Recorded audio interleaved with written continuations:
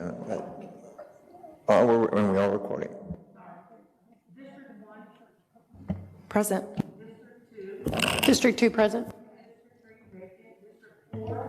Aquí. Present. Present. Present. District 9 is present. Present. District 11, vacant. District 12, Present. District 13, Present. District 14, absent today, and District 15. I am here. You have quorum, sir. Thank you very much. Good morning, Commissioners. Today is Thursday, August 18th, 8:13 a.m. Thank you all for joining us bright and early this morning. We have a nice little van waiting for us downstairs. We're all ready to go. Commissioner Standard has her tennis shoes, and we're ready to rock. I'm just going to read it into the Ms. record. Pham, please. It's the West Oak Cliff Area Plan. It's consideration of adoption of the West Oak Cliff Area Plan on property generally bounded by West Davis Street, Hampton Road, West 12th Street, Tyler Street, Vernon Avenue, Illinois Avenue on the south, Cockrell Hill Road, and Gilpin Road on the west. Thank you very much. Commissioners, this is a briefing. Time for questions for staff from commissioners. Ms. Pham, any particular specific direction from you in regards to just being on the bus? No? No discussion? No discussion with the public either. Again, it is a briefing, so it's just time for questions and for staff to show you the area. Thank you very much. I have one request. Please. Okay, I guess this is for Daniel. My request is, although I understand that there are sort of 5 distinct areas here, I would appreciate during the tour you're saying we're sort of in this area, we're in this area, to identify them for us. Absolutely. Okay, thank you. Absolutely. I've got a kind of a narrated script I'll read through, and I'll pass that out to everybody on the bus too so that you can follow it. Great. We'll identify ourselves on the map as we go. Thanks. And also, Mr. Church, I'm hoping that you will agree to maybe sit somewhere in the middle of the bus or the van. I think the last time we had a little bit, the folks in the back couldn't quite hear, so if you don't mind. I'll sit wherever I need to. Okay. We'll be working through some tech issues, and but I'll make sure I'm loud and audible. So The tour will be live streamed, so it will be live streamed, yes. Please, Commissioner Blair. We got an additional map from someone in the community that had some additional sites or a change to what it is they felt we should see. Are any of those changes incorporated in our plans for today? So the materials for the bus route had already been submitted to the city secretary whenever that was shared with us, so it was too late for us to amend the agenda. We're hitting many of the same spots. We also have a printed off map and their script of what they wanted. We'll have that and I'll distribute that to everybody on the tour so that you can take a look. We're not allowed to deviate from what's on the agenda. And again, it was just submitted to us after we had already submitted all the items for the agenda, so it was too late for us to amend it. But we'll have all those materials for everybody here to look at, and we're going to go to many of those places, just not every single one. Vice Chair Rubin. Are you able to answer questions about the differences and things that aren't on the agenda tour that are on the community suggested tour? Yeah, I mean, I'm happy to on the bus. Great, thanks. Any other questions, commissioners? Okay, it's 8:16 and we're head to the bus.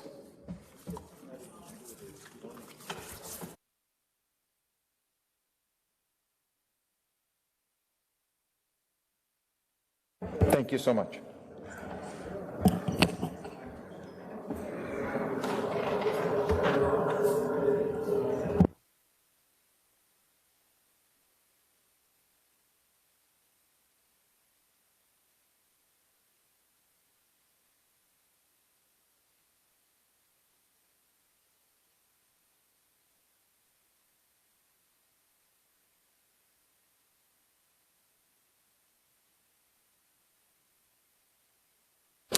We are recording, Commissioners. It is 10:33 a.m. We're going to continue the briefing of the Dallas City Plan Commission.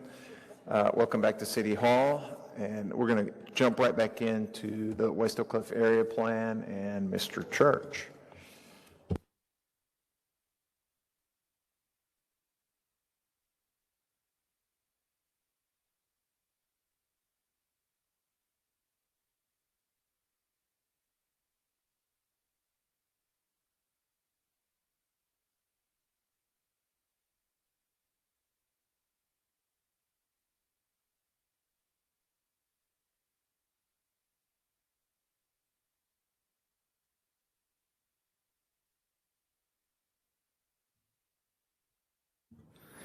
All right, let me get this shared.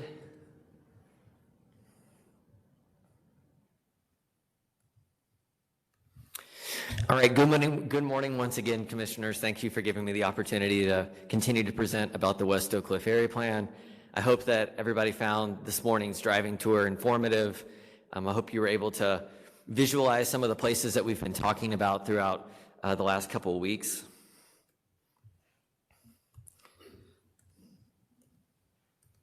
So I'm going to briefly recap the pre-briefing slides that were sent to you on Tuesday evening, but also I printed out and gave to you on the driving tour this morning. I'm then going to dive into community engagement recap. That was something that was added in the wee hours of the morning, so that was not in the briefing that was sent to you on Tuesday night, but it's in the materials that were printed and given to you this morning. Then I'm going to talk about how what we heard from the community informed changes that we've made to the plan in the last 4 months or so. Then I'm going to briefly talk about some development scenarios for what could occur in the Tyler Vernon Station area, and then talk about recommendations for amendments to the draft plan. So just briefly, I really do hope you had the opportunity to go through the pre-briefing slides that I sent you. There was a link to one of our task force meetings that was held in January that I encourage you to watch if you haven't. And in that presentation, I walked through defining what is affordable housing, what is missing middle housing, and explaining some of the land and development economics of those different product types. And I think that the conversation that the task force had is a really good one to listen to. Secondly, at the end of after that presentation, you'll see the 8 recommendations that we do have related to housing affordability in the plan currently. And then I had some slides talk about what is missing middle housing and how is it an equity tool. So first, I'd like to just give a brief recap on community engagement. I know that we've talked about this some. Before I get started, I'd also like to just acknowledge the fact that all of the materials of paper copies of all of our surveys, all of our printed boards, everything is right there. If you want to take a look during lunch, you're more than welcome to. Additionally, I just sent to Ms. Hernandez and Ms. Popkin all of our Excel summaries that tabulate all of our data for all of our surveys over the course of the last 18 months. Those should be shared with you shortly, if they have not been so already, just to be for full transparency. So just briefly, I know I've talked about the 14 public meetings that the city initiated. You can see these on the map, on the slide. Again, we started virtual, and then the meetings became in person as soon as we felt comfortable with the pandemic. In addition to those 14 meetings, we also held 4 in-person workshops, which were how to form a neighborhood association and land use and zoning basics, just to help improve neighborhood capacity and educate folks in the community about some of the topics that we were talking about. This is a repeat from a few slides back, but again, 14 public meetings. We spoke worked through 15 other public meetings with neighborhood associations and other community groups. Nearly 850 bilingual surveys completed, and again, all the paper copies are right here if you'd like to read them. We had about 1,000 people attend our meetings. We had almost 300 people interact with our Social Pinpoint website in terms of leaving comments on the map, and we've had thousands of people visit that website and give us input. So the final survey that we conducted was for the draft the draft plan. We had released the draft plan in March. We had a 60-day comment period. During that time, we had about 300 people complete the survey. It was available bilingually, both in person and online. The vast majority of people who completed the survey are residents of West Oak Cliff. That was the only survey where we gathered demographic information. Initially, we had, as we started the process, past leadership in the department had advised against that. And as we moved forward with Forward Dallas, as we began to collect demographic information through Forward Dallas, we wanted to align how we were collecting information for that with the area plan surveys. And so that survey included questions about age and race and ethnicity. And so this is an area that's about 80% Hispanic, and 62% of the respondents to that survey were Hispanic. In that draft survey, there's about 3,000 total comments that we received. It was a lot to go through. It's in one of the Excels that's been shared with you. You can kind of see how we broke down those comments by their different category as they would fall into the different categories for the area plan. And again, you're more than welcome to read through those and see the various comments. And like any survey, there's a huge range from, we want high-end, mixed-use vertical development to we don't want anything to change, and everything in between.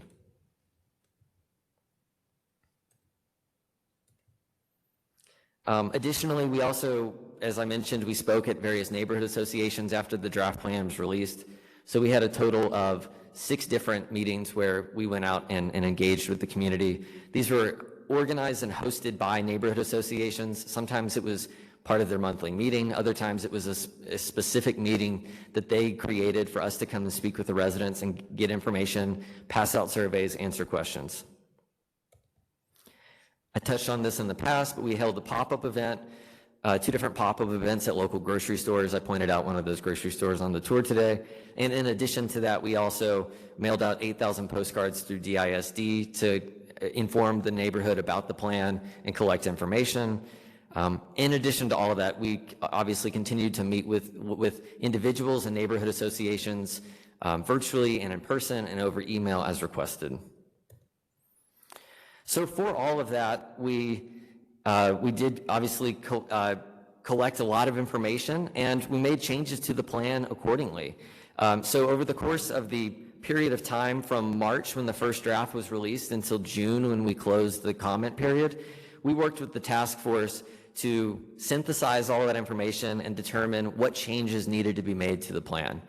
I'm not going to read through each one of these verbatim, but what I will highlight is we made changes to the future land use map. We made changes to the language for the recommendation for the missing middle housing around the DART stations and around Jefferson Boulevard. We made language recommending changes for the Jimtown area. We made changes about things for street improvements or park improvements as recommended by the neighborhood. We added in a recommendation to explore the creation of a new library in West Oak Cliff. So those were all changes that we made based on what we heard from the community to make sure that we were capturing everything that they told us through the survey.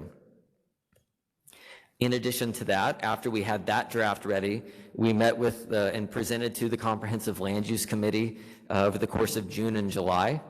That committee, through their motion, recommended the following items be amended and changed in the plan and have been done so. The first was amending all the recommendations and removing any text in the body of the document referencing autocentric businesses, and instead framing that around the design of the public realm for any future land uses. Additionally, adding in and acknowledging language about gentrification and displacement concerns related to missing middle housing. We added in language about the time frame for reevaluation of the plan over time so that staff will work with the community to give updates about what's been implemented, what is still ongoing, and that same sort of process can be done to this board and commission and others as needed. We made language changes to the history section, and we also removed all references to apartments and townhomes in the Tyler Vernon Station area. In addition to all of that, the staff is also recommending some additional changes, which I'll get to later in my slides. So next, I'd like to briefly touch on possible scenarios for the Tyler Vernon Station area. We drove through that area this morning. That was the South Edgefield neighborhood where there are a lot of those larger lots that we mentioned. There's really three main potential development scenarios for this area over time. The first would be recommending no change. The area would remain entirely single-family zoning. The second would be transit-oriented, mixed-use, mixed-income development. And then third would be a single-family neighborhood where some missing middle housing is permitted in appropriate locations. So let's talk about scenario one. And you'll see that there's a slide from the pre-briefing slides over on the screen, and I encourage you to go back to that. It's slide 12 in the deck if you have any questions. We know that West Oak Cliff is in a prime location. It's an area that has transit. It's got beautiful old neighborhoods with large trees and topography. It's 5 miles from downtown, and it's near a lot of very quickly growing and popular areas such as North Oak Cliff and the Bishop Arts District. Because of all that, we know that there's high demand for this area, as it's an area where there are lower home values than in the surrounding areas to the northeast. This is an area where land speculators will begin to target properties for tear down and improvement over time. We saw one of those properties, not to call out that individual house, there's nothing wrong with that property, but we know that that's beginning to change over time, that these old homes that are in poor condition are likely to be targets for demolition and reconstruction. The map that you see on the screen is an area, it's from 2019, so it's probably a little bit outdated data, but this is an area where everything in yellow are properties where there's the land value is at least 75% of the improvement value. So these are areas where we know the home is likely not in great condition, but there's high land value because of its location, and so it's likely that land developers may target those areas in the near future. In addition to that, we also know that there are a lot of those large lots that I mentioned, and that those are likely to be marketed as estate lots, since some of them are a half acre or an acre in size, similar to what we see in Preston Hollow. Over time, what is likely to occur is that there will be a dramatic change in neighborhood character through the redevelopment of single-family properties into larger new construction homes. As a part of that, there will be a change of income and demographics in the coming decades. Scenario 2 would be mixed income, transit-oriented development. The area plan could have recommended mixed income, mixed use, TOD, with a mixture of townhomes and apartments in this area. This would follow best practices from a national standpoint as recommended by the American Planning Association, but also it would be in line with adopted city policies such as our Climate Action Plan. So just looking at a roughly quarter-mile area around the Tyler Vernon DART station, that's about 50 acres. If we were to construct, if over time it was to be constructed at about 30 units an acre, that would be 1,500 new housing units that could come to this neighborhood over time. What we know is that's an area that's about 100 homes. If we were to, through any potential zoning change, include the mixed income housing density bonus program, we could require 10 or 20% or whatever it's determined to be. We would require those to be set aside to be dedicated as affordable, meaning that we could get 150 or more units to be dedicated to be affordable over time. Obviously, this would preserve some neighborhood affordability for that period that those would be dedicated, but it would be at the expense of neighborhood character and displacement of the current residents. And because of what we heard from the community, the plan is not making a recommendation to consider this as a scenario for the future. And then lastly is missing middle neighborhood, which is really a middle ground between scenario 1 and scenario 2. We are recommending that new longer-term price point alternatives be considered on appropriate lots, which would be determined through a future authorized hearing. That should be implemented in conjunction with all of the other recommendations we have from our City of Dallas housing programs, a neighborhood empowerment zone, our housing improvement program. All of those need to be implemented at the same time for this to be effective.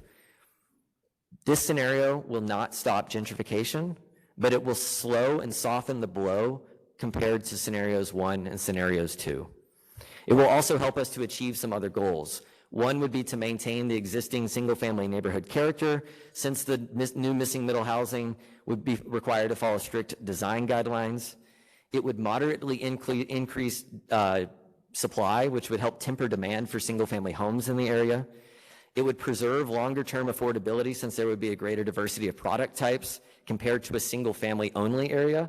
So we know we would expect that surrounding neighborhoods where there would be no missing middle housing would likely see even larger increases in the median home value since it would be only single-family homes.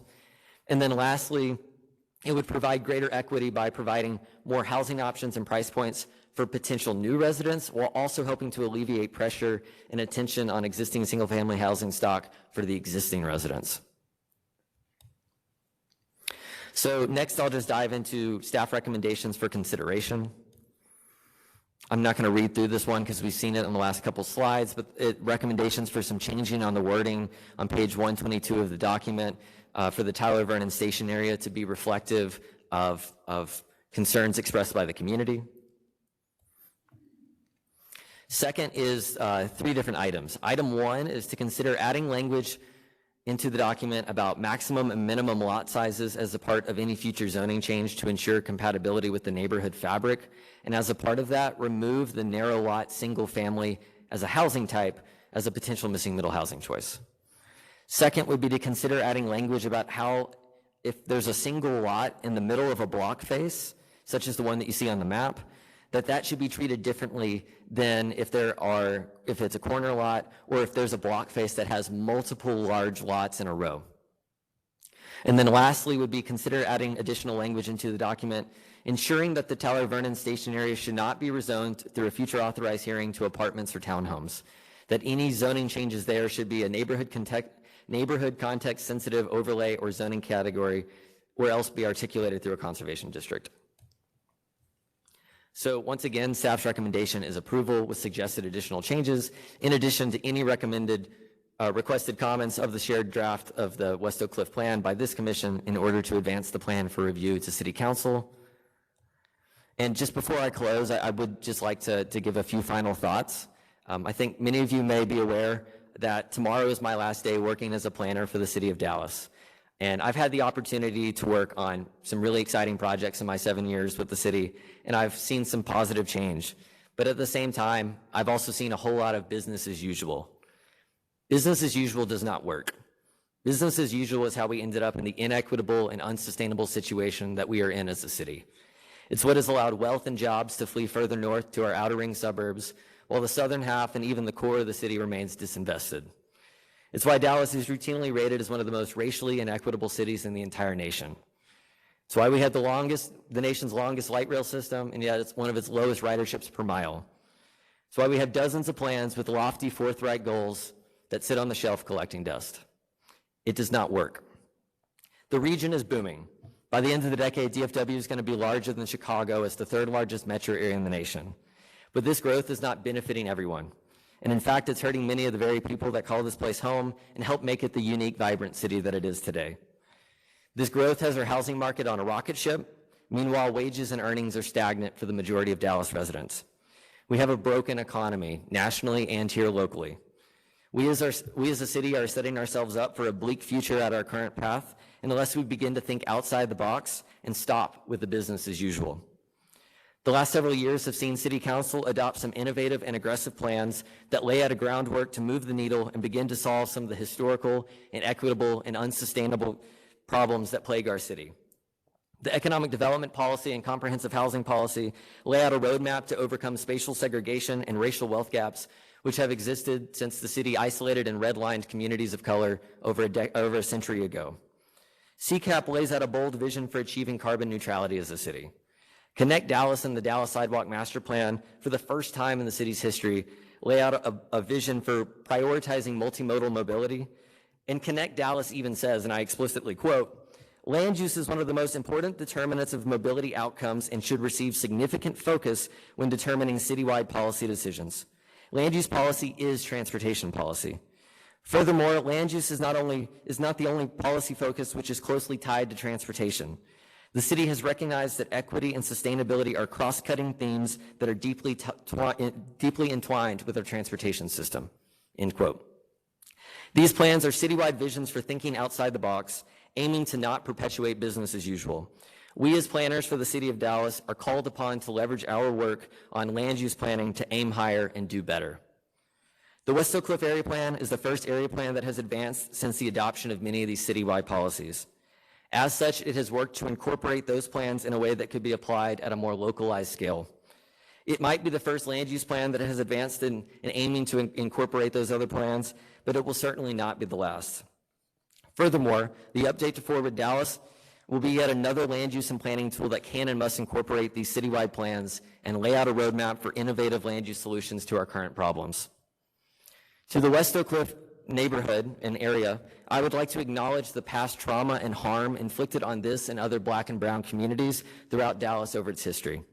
Whether it's been redlining, the construction of interstates to isolate neighborhoods, the location of industrial uses near low-income residential neighborhoods, or even more recently, rezoning areas with the goal of economic development that have displaced entire communities, these land use policies and actions were wrong, and we as a city can and must work to do better.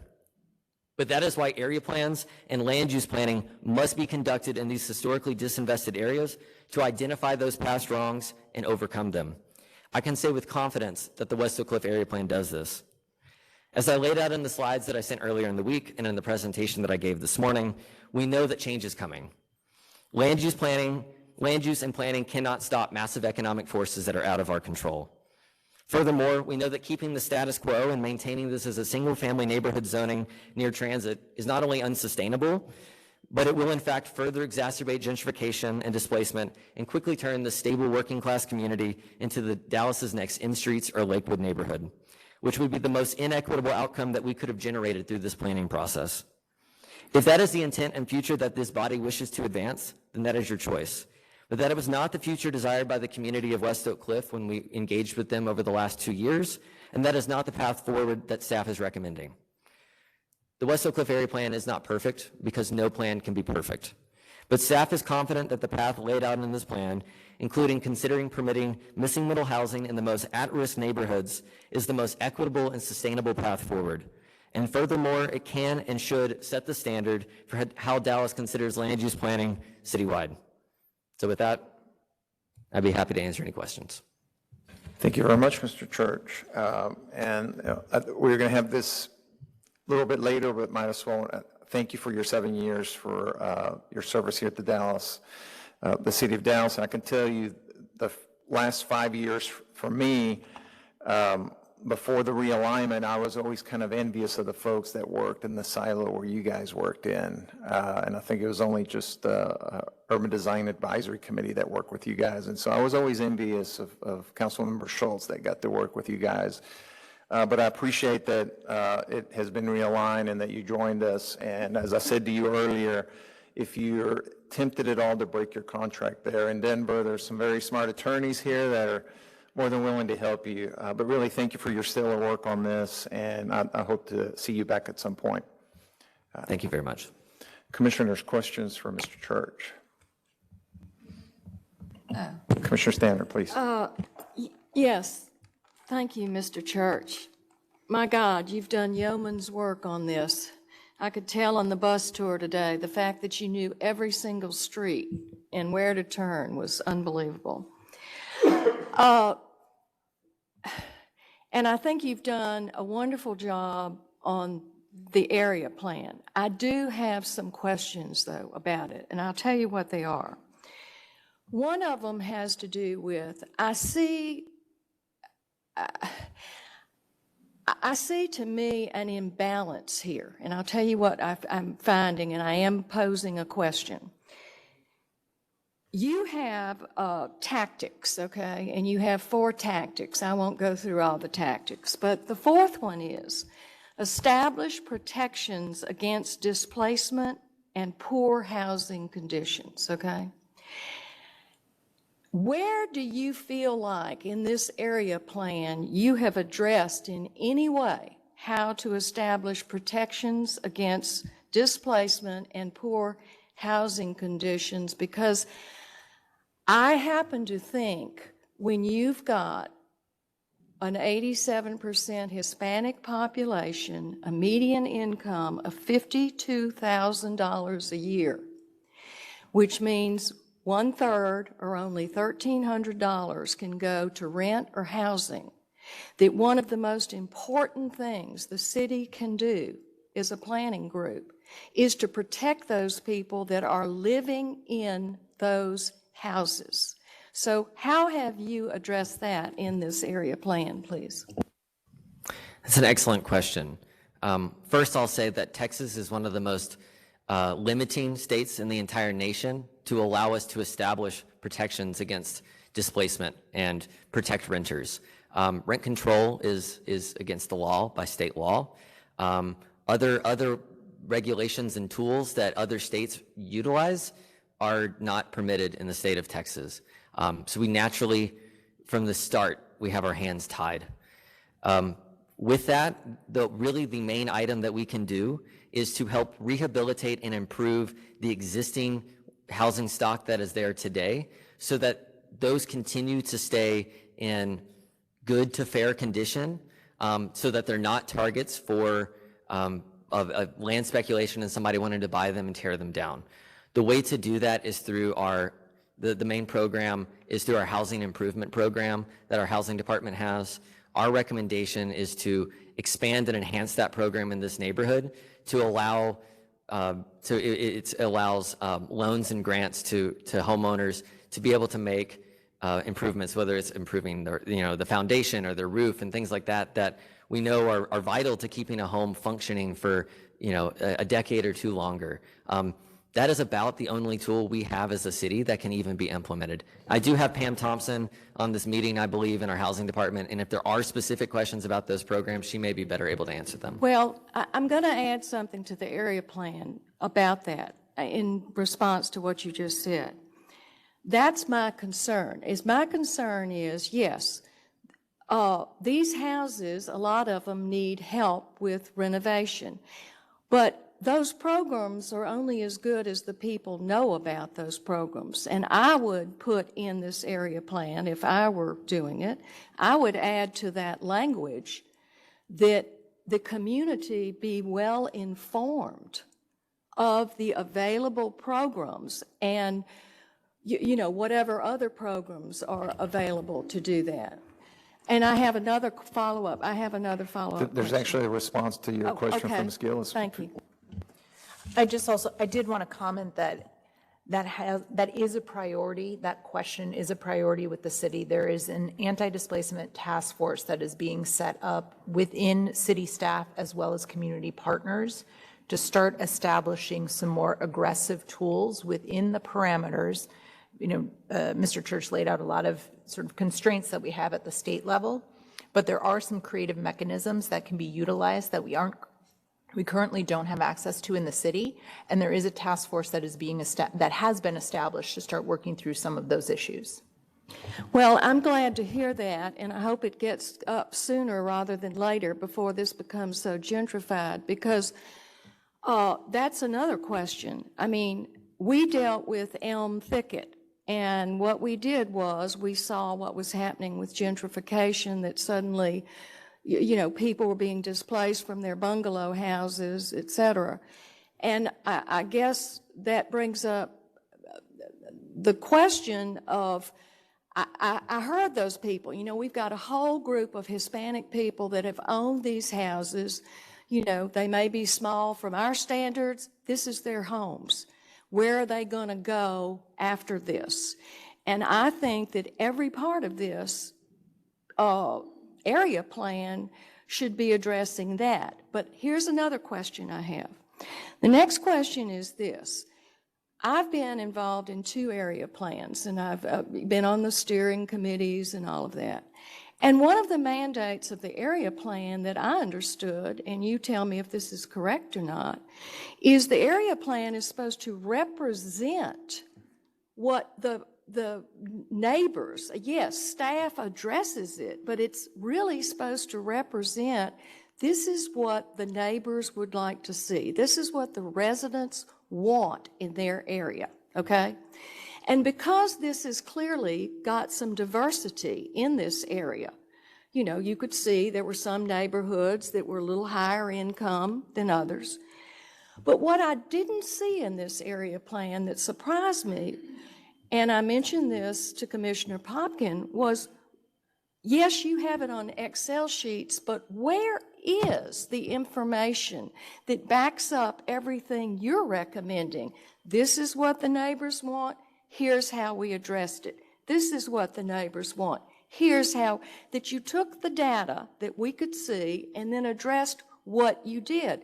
Quite frankly, I saw 40 pages devoted to missing middle housing, which is, that's one tool, but that isn't every tool. And I guess I'm concerned with where is the data in the area plan? Yeah, so that's a great question. On, outlining, the area plan doesn't outline the specifics of the housing department's programs because those are outlined in the comprehensive housing policy, and they're much more in detail there. In terms of, specifics of what the neighborhood told us and how we applied those, that was conducted through our task force process. And so, I encourage you on our city's website, and I'm happy to share all of this information after the briefing. All of our slides and meetings were recorded with the task force, and that's where all of this was discussed and where decisions were made. Staff would come with, here's the information that we heard, and present, and things like what we heard from the draft plan and the data that I just sent to you, that was shared with the task force. And they were recommended that they come with opinions with their thoughts on, well, what specifically did we miss? I mean, us as staff can interpret it one way, and they might interpret it another way, and ultimately, no recommendations were put in the plan that the task force wasn't comfortable with. Well, I think that's fine that you're telling me that and telling me I'm supposed to go and listen to everything. But in the two area plans I was involved in, incorporated in that area plan, in which gives you sort of a chronicle for the future.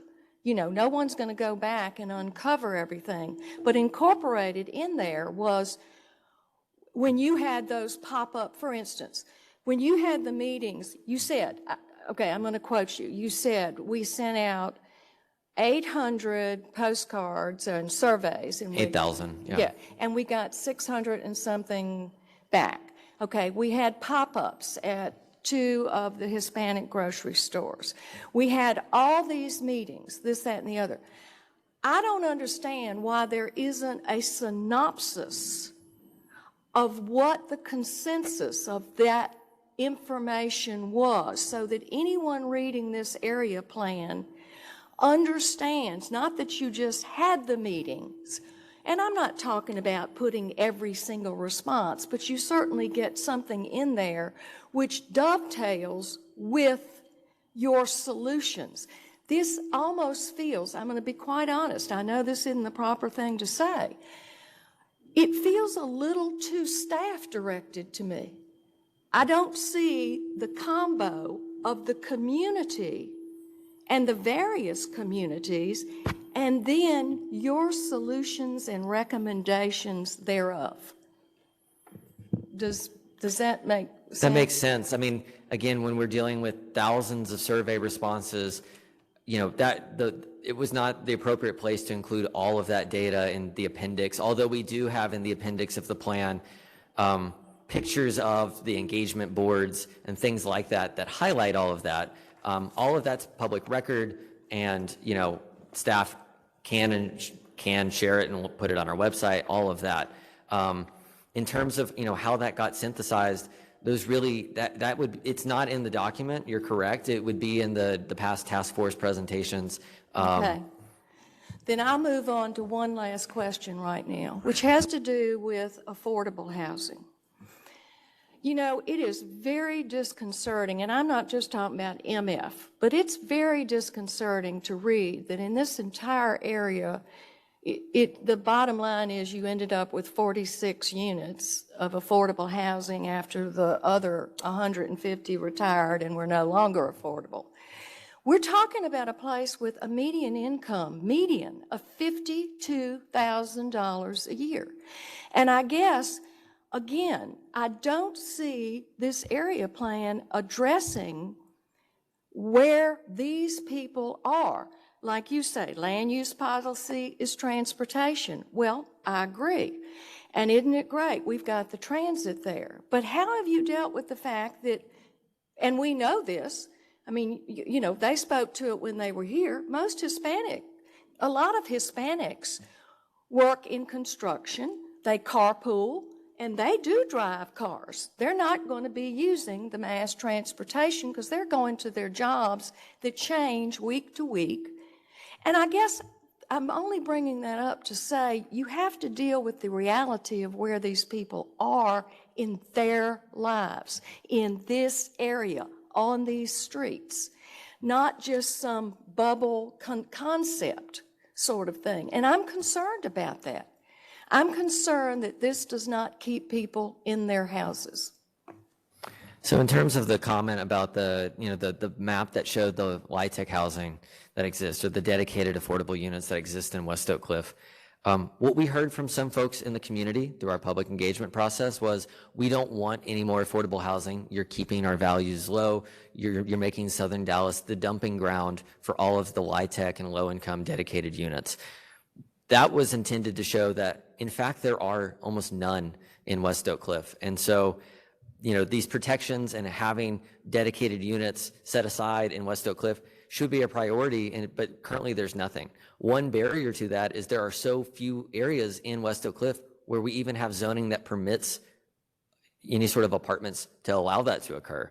So one of our recommendations in all of our focus areas where we're recommending any sort of zoning change is to consider the mixed income density bonus program to, if there was any new residential constructed, that there would be dedicated units set aside. In addition to that, you're absolutely right that that doesn't solve the problems for the people in the homes today. Again, there are very few tools that exist, and we're utilizing every tool that the city of Dallas has currently on the books to help protect these homeowners and the renters. And hopefully the anti-displacement task force that is working on this can identify and come up with some more innovative solutions, but those don't exist today. And it's not an area plan's responsibility to come up with solutions for a different department. No, I understand, but right now we don't have that displacement, and what is obviously here is we're opening it up to gentrification. When you're talking about that a replacement house, bare minimum, 2,000 square feet, you said yourself, $179 per square foot results in a $350,000 house, and if they can buy the lot for $100,000, it's a $450,000 house. Now, is that something that's available to someone that makes less than $52,000 a year? I don't think so. So I guess that's my question too. So can I touch on that? So the plan is specifically not recommending that. The plan is specifically saying we need to look beyond that being the sole option in this area to build one house on one lot. Because if you're going to get that, that is the scenario that you're going to get. You're going to get that guaranteed minimum $450,000 house, but probably more like $650,000. I was just going through, talking about Elm Thicket this morning. I had a meeting yesterday. This all came up. I'm going through, and lots are going for $575,000. And the only option is another single-family house. And the new ones with the teardowns are $1.2 million. So what this plan is saying is, within the parameters of what we are able to do through this area plan, is opening up some options to be able to address these at different levels. And beyond just that very expensive new single-family home. And it is not in any way, shape, or form saying that there should be tear downs of those existing homes. Really, the focus is looking at where we can direct some infill within some areas that either have large lots or don't currently have development on them, to get some additional infill at different price points that may take some of the pressure off the existing single-family residential. So it's not necessarily a direct solution that the plan has. It is more of an indirect, incremental flexibility to consider some options to start alleviating this massive pressure that we see coming, or that's already there. Yeah, but didn't I hear Mr. Church say today, and I may have misunderstood you, but didn't you say that there were only 30 large lots available in the area for these missing middle? That was in the Hampton Station area. So it's just that area was Yeah, the the Tyler 30? Vernon Station area, there are more. In total, out of about 2,800 properties in those areas, it would be only about 11% of the total lots. So in total, it's about 250 lots. That's our recommendation were to consider lots that are 10,000 square feet or larger, which is substantially larger than the R75 zoning. But that's just a starting point for discussion for any sort of future authorized hearing, and the specifics would be determined through that process, because we know that's the best process and way to determine what's appropriate and where, and maybe different strategies need to be determined for different blocks or different neighborhoods. Excellent. Thank you. Thank you. Mr. Noguera, since you're here, thank you for joining us. Since we're on the subject of housing and displacement, could you please address those issues, sir? Good morning, by the way. Good morning. David Noguera, Director of Housing and Neighborhood Revitalization. Thank you for calling me up. A couple things that I wanted to point out relative to this topic. In April of this year, the City Council adopted 11 recommendations that stemmed from a racial equity audit that was done of our comprehensive housing policy. One of those recommendations was for the city to develop anti-displacement strategies. Since that time, our housing department has been working with a nonprofit in Dallas, right out of West Dallas, to figure out how we may be able to partner with them to develop an anti-displacement toolkit. They have now generated some grant funding to pay for this toolkit. They are pulling together some practitioners that work in this space, and I don't want to give out too much information because we haven't released it all yet, but next month there'll be a big kickoff for the development of this toolkit. And here's where we're going with it, right? As Daniel's been saying, as Andrea's been suggesting, there are limited tools that we have. It doesn't mean that we're maximizing the potential of the tools that we do have. For example, community land trusts. We've had it on the books now for a couple years, probably 3 years, but we haven't done anything with it. Education centers around what is displacement? What does it look like? How do you know that it's coming, right? Depending on where you stand in the spectrum of residents, from lower income tenants to senior citizens who may be homeowners, your knowledge of what is happening may vary. So we know that educating the public on what's happening in the market is going to be critical. We know that looking at creative tools like adding density to offer inherent cost flexibility is important. Using the community land trust model, where we can isolate the value of the land to focus on the value of the structure, is important. And we'll continue to be looking at the use of deed restrictions. So all of these things are intended to be part of this toolkit, with the intent that over time we can build up interest from the public and the private sector to invest in demonstration programs. I'll tell you, the city manager has already gotten behind the concept. In the proposed 2023 budget, there's $500,000 allocated for an emerging developers program, with the intention of building housing for this population to help long-term residents who are at the lower end of the income spectrum remain in their homes or find new homes within their community.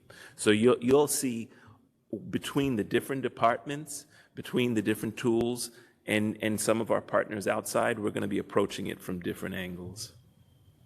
Thank you very much. Questions? Commissioner Blair? My question is not for you. You're safe, David, today, for the moment. First of all, Mr. Church, thank you for your service to the city. I think we're going to miss you deeply. I think Denver stole from Dallas, and I'm not opposed to us stealing back, but my questions are, when we talked about reduction in parking, and I get that West Oak Cliff, especially in the areas that are close to Bishop Art, that it was a walking community before cars were so prevalent. So how, and you guys keep saying to reduce the parking requirements, but how is it that you're going to force drivers not to drive? How does the plan incorporate that type of attitude? Yeah, that's a great question. So the plan lays out in the transportation and infrastructure section, the plan lays out different frameworks for improvements. It lays out a proposed bike network. That proposed bike network will be worked into the Dallas Bike Plan, which is being written as we speak. Some of those improvements could occur quickly. There's a desire for all those bike lanes to make it easier for people to safely bike throughout the neighborhood. Additionally, for sidewalks, we lay out a framework of all of the streets in West Oak Cliff. We know most of the streets in West Oak Cliff need sidewalk repair or are in need of sidewalks, period, because some of them don't have sidewalks. Oak Cliff, Oak Cliff generally, in the city of Dallas. But in terms of, in this one area, we worked with the community and with the task force to identify what are the low-hanging fruit streets that maybe people are already walking on and it's unsafe, or where people want to walk and they can't do it today. I think a really good example, it's a small one, but Ferndale is a street that cuts across downtown Elmwood, and it connects over to Vernon Avenue. When DART changed the bus routes not too long ago, they pulled a bus route off of Edgefield, which went through the middle of downtown Elmwood, and put it over on Vernon.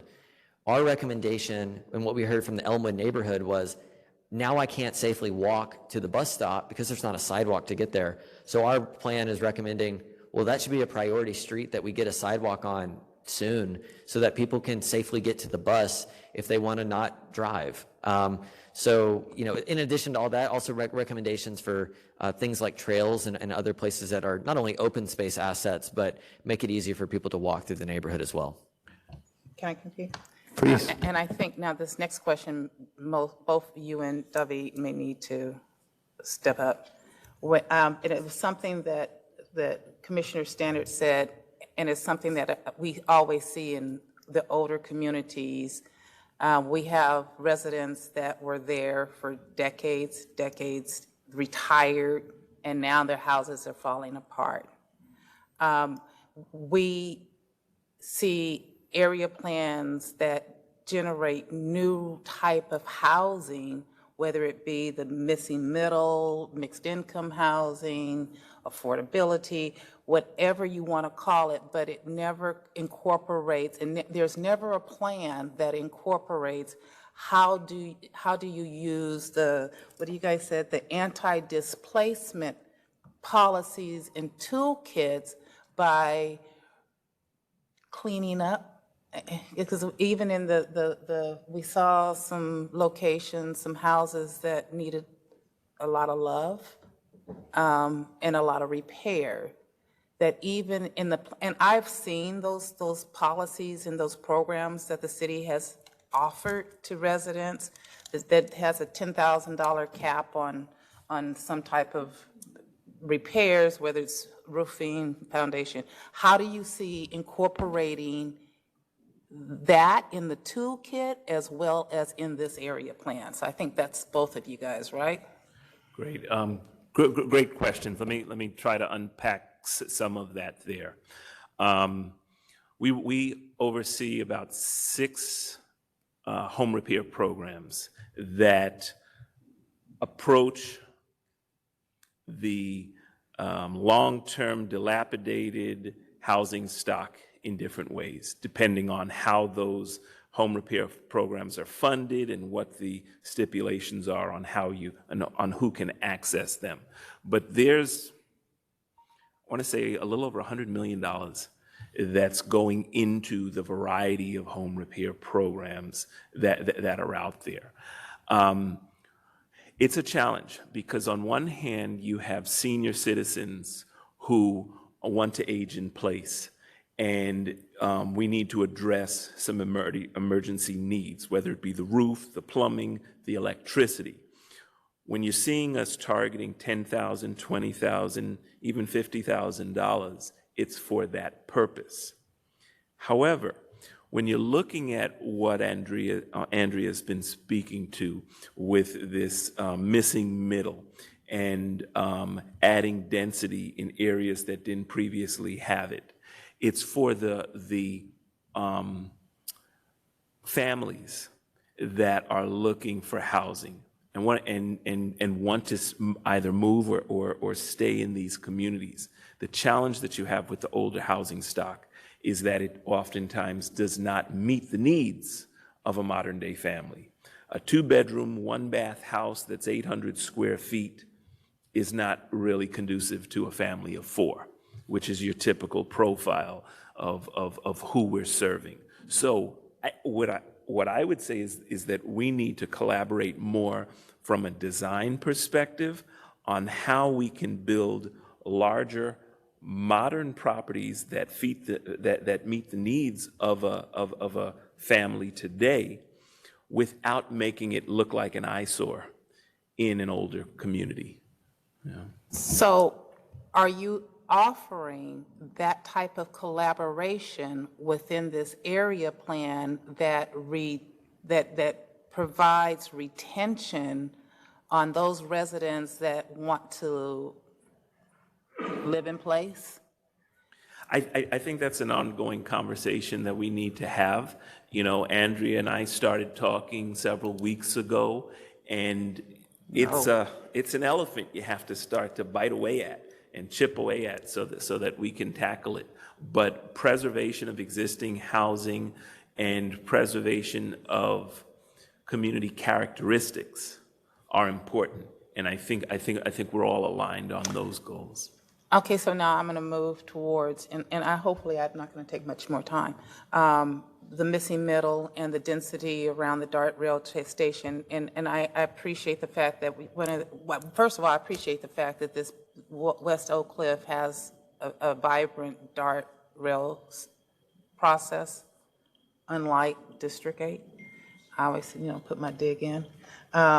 So I appreciate the fact that the density wants to, and I agree with the density needs to go where DART is, especially if you're going to reduce the parking count and so on and so forth.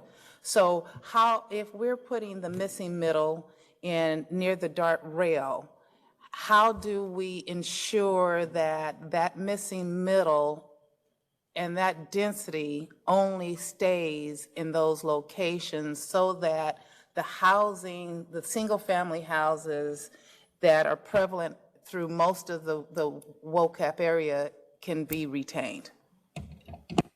That's a great question. So our recommendation is currently to consider exploring that as, considering missing middle housing as a possibility. That would require the commission or the council to file an authorized hearing, define a geography, which we are saying should be a half-a-mile area around the DART stations, which is, if you include those areas, that's only about 20% of all of West Oak Cliff land area-wise. Look at those areas. Maybe the exact geographies need to be determined by working with the community, and say, we're going to focus and start here and determine what makes sense, and not consider it anywhere else in West Oak Cliff. So the remaining neighborhoods, we are recommending that those remain R75 and that nothing changes there at all. The only exception to that would be if a neighborhood is interested in creating a conservation district, and we've heard from a couple that they've already started the process with our conservation district team. So that's Ravinia Heights and Kessler Plaza, Hampton Hills, and Elmwood, they've all reached out and said, hey, we're interested in this. So we make note of that in the plan to say that this is something that our department staff will support and work with them on. But for all the other areas, we're recommending no change and that those should remain single family as is. And can I just even get it down to the block level for an example? So in the West Oak Cliff area plan right now, there is considerations for where these missing middle housing types would go. So for example, a certain size lot, right?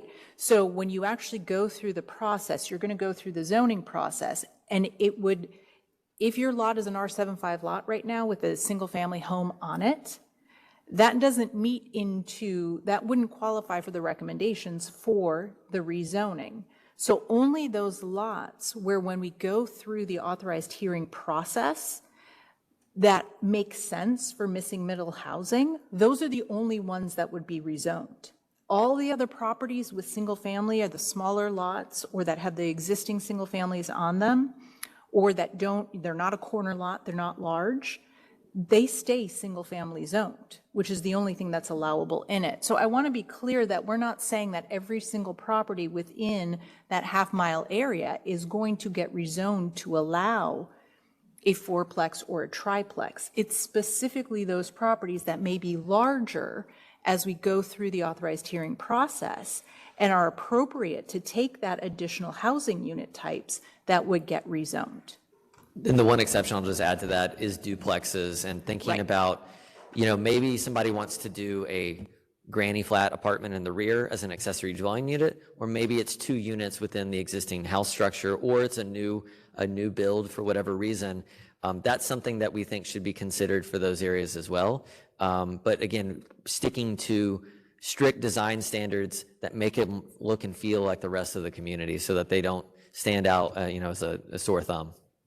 My last question, my Please. very last question, Please. so I can give it up for Ruben or someone else.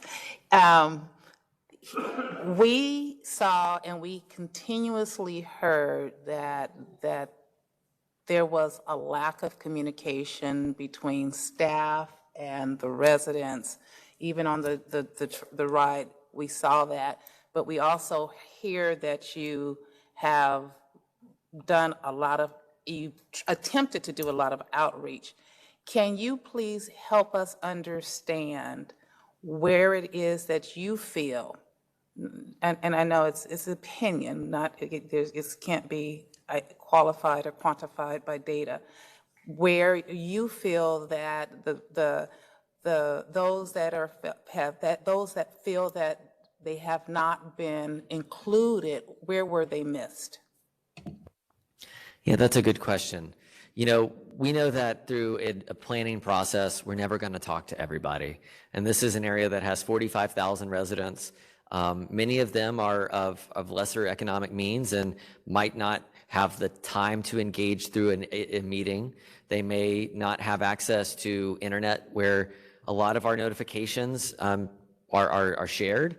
But the one thing I think that this process has done, which has been really helpful, is it's brought the community together. We've created 3 new neighborhood associations that didn't exist beforehand, and those neighborhood associations help spread the word to their neighbors, because while it's impossible for us to go door to door to 11,000 houses, we need folks on the ground that can spread the word. And so we were able to leverage this process to have new ambassadors on the ground helping us. That said, if you remember one of the maps that was shared, there's still about 40% of West Oak Cliff where there aren't neighborhood associations. And we know we've worked actively. We tried to hold pop-up, individual meetings in those areas to identify neighborhood leaders that, hey, are you interested in working with your neighborhood to try to get a neighborhood association started? For some communities, it's just difficult from a time perspective. From others, we know that there are areas in West Oak Cliff that there is a large undocumented population that everything, we were told through those meetings that they're uncomfortable coming to a city organized meeting. And so we wanted to have other means for them to be able to give their input. So that's why we had in-person surveys that they could fill out at the rec center that we drove by and just anonymously put it in a box so that, that we still got their voice. And those are in both Spanish and English. And it's why we had the online tool, which is Social Pinpoint's a really user-friendly, interactive map where people could just quickly do the survey, leave a comment. All of that informed everything. And, I think that we are going to continue to need to learn new creative ways to engage with communities. This was the most creative that our planning department had ever been, but we're continuing to learn and new tools are getting created. So we can always do better. But I definitely think we leveraging neighborhood capacity and expanding that capacity is one of the most important things we can do for all planning processes moving forward. Thank you. Vice Chair Rubin. Yes, thank you, Mr. Church. First of all, I appreciate your 7 years of dedication and hard work on behalf of the city that I think we both and all of us around the Horseshoe love. So thank you and wish you best of luck in the cooler climes up in Colorado.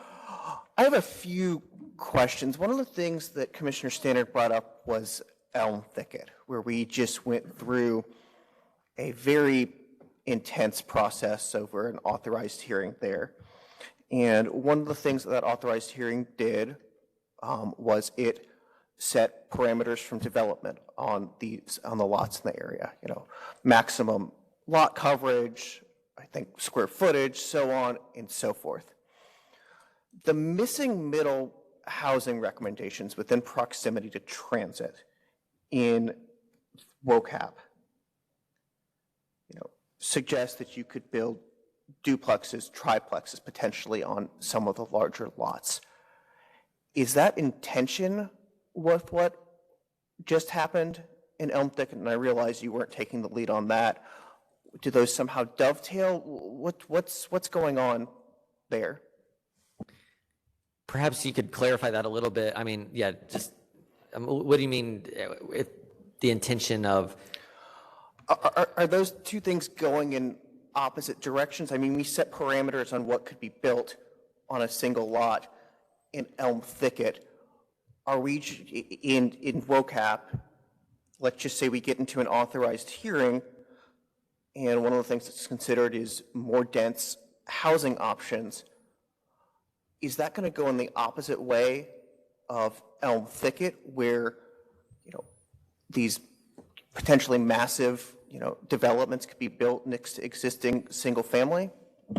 So our recommendations for the missing middle housing is that it would follow the existing R75 zoning in terms of height, setback, lot coverage. We know that if you've got a 15,000 square foot lot, which would be a double R75 lot, theoretically, you could go build a very large structure there, but it can only be one unit.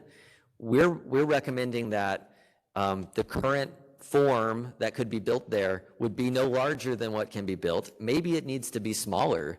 Maybe it's something that through the authorized hearing process, we hear that a maximum floor plate should only be 30% larger than the average on the block or something like that. We didn't get into that kind of detail through the area plan because that's really something that is going to be on a block by block basis through the authorized hearing. All we're saying is that it should be no greater than what's currently permitted today from a massing perspective, but we're simply allowing there to be more than one dwelling unit within that structure.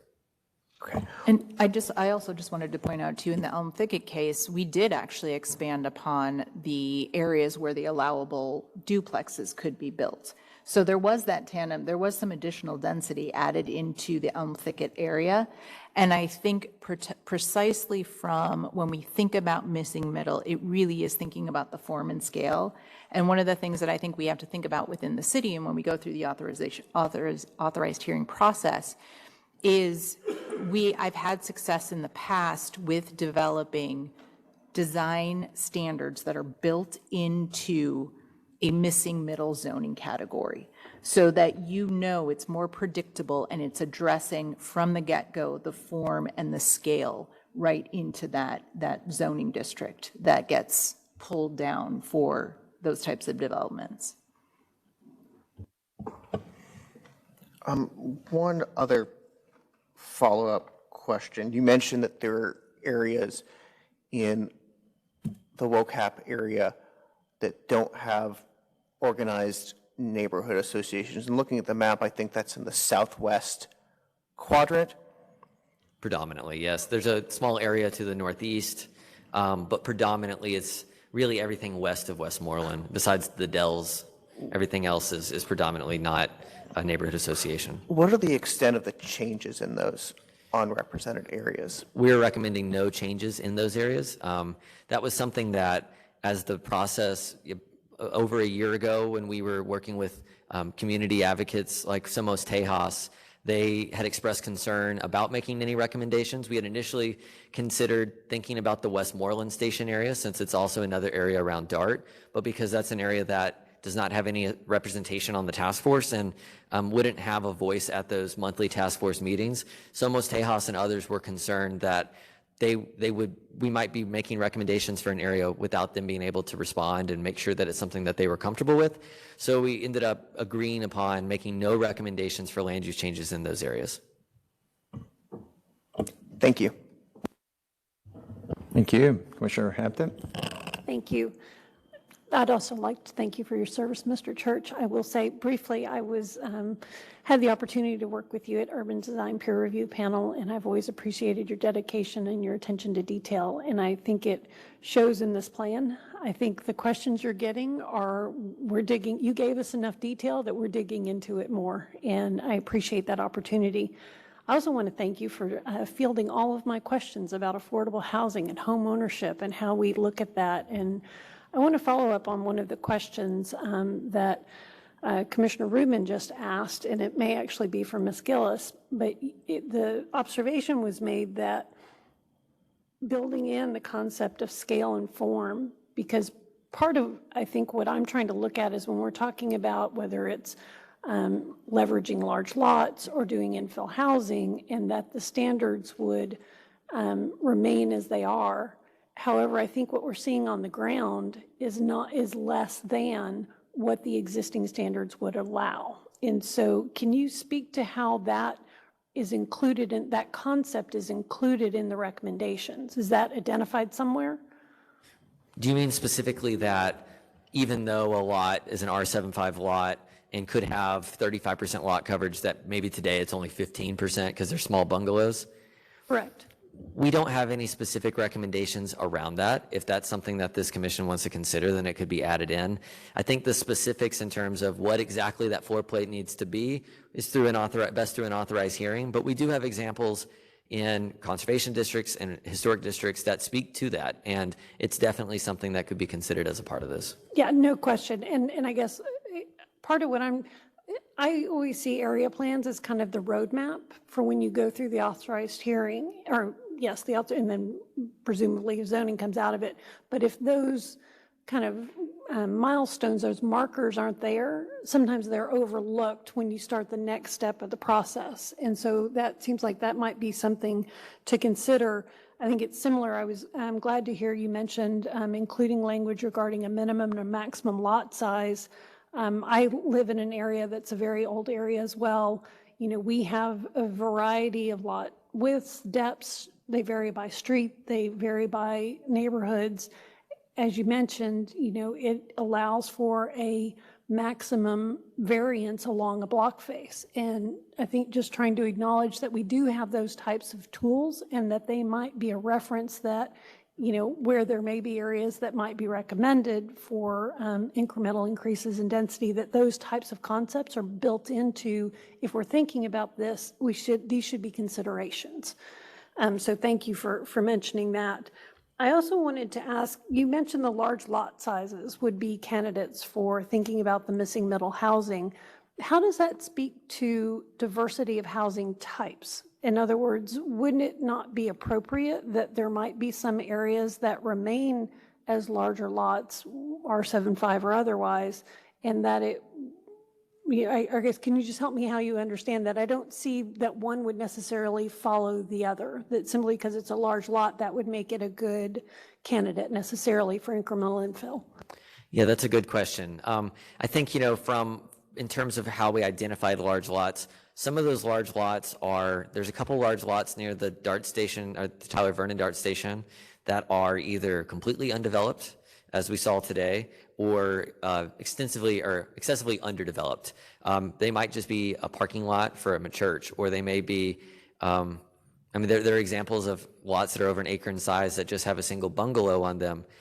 So in terms of, it would be that individual's choice if they own that lot and they have a house there to sell. Nothing would be telling them, you can't have this as a large lot with a small home. It's only saying in the future, if you ever do sell, or if you're interested in considering more, you have that opportunity.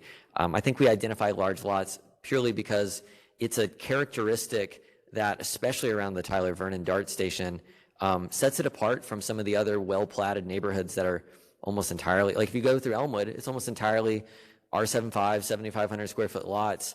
But we know that there are pockets scattered throughout where there are these excessively large lots.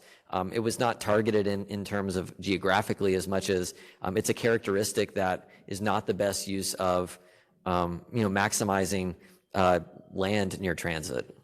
And so would it, perhaps a clarification to that concept be that, it wouldn't apply if it would change the established neighborhood pattern? To your point, if there's areas, there may be very site-specific locations. I think the way I'm reading it in the current recommendation, it just seems overly broad.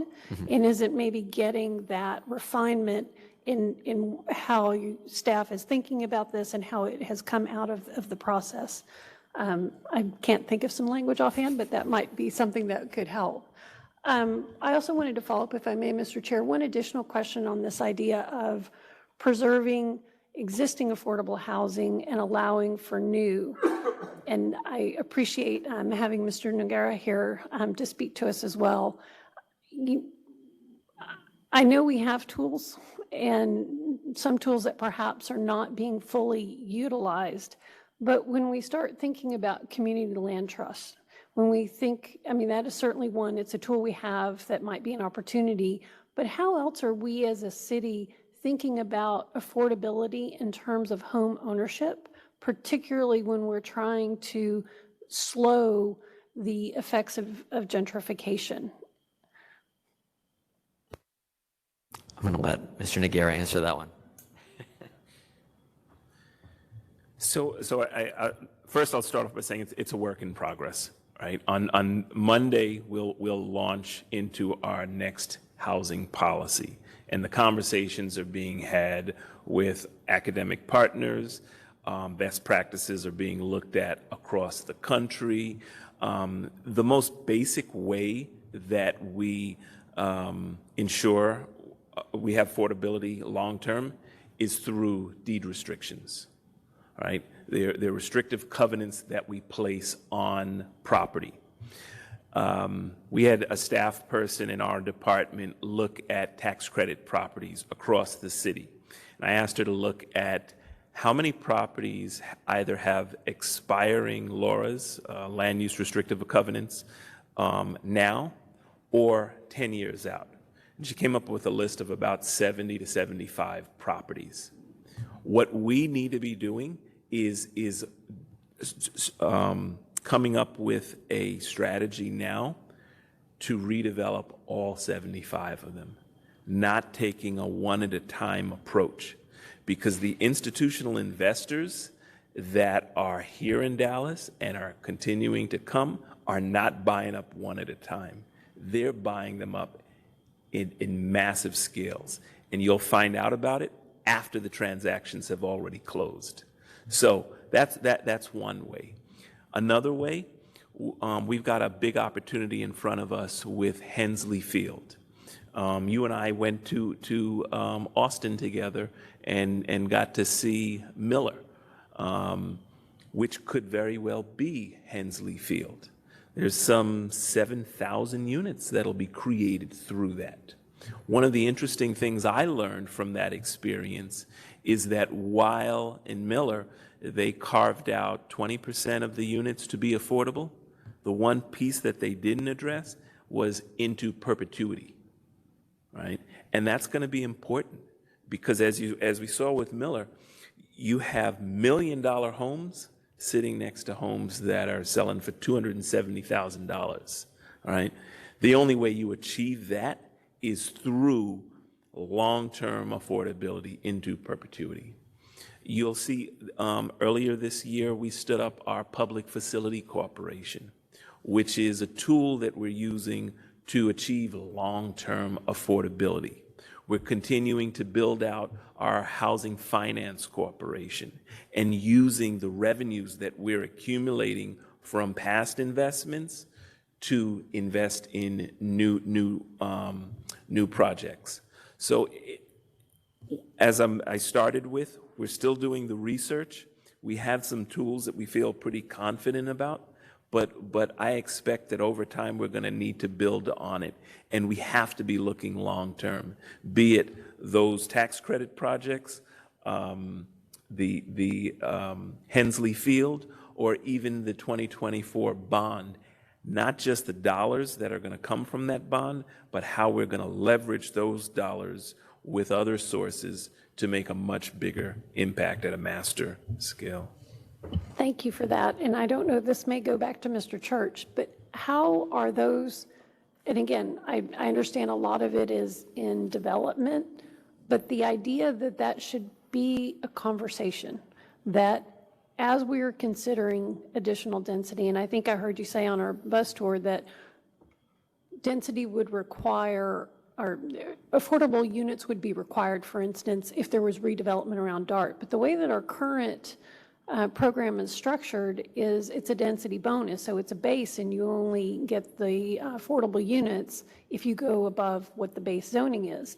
I don't hear that. It's a different, to me there's a difference in saying affordable units are required as a base, because that's not how the program is structured. So is this something that's in development, and does that need to be clarified? Well, I will say that, that would be inclusionary zoning, which is against the law. So we can't require, okay, we're going to change the zoning, but then all residential would have to set aside 20% or anything like that.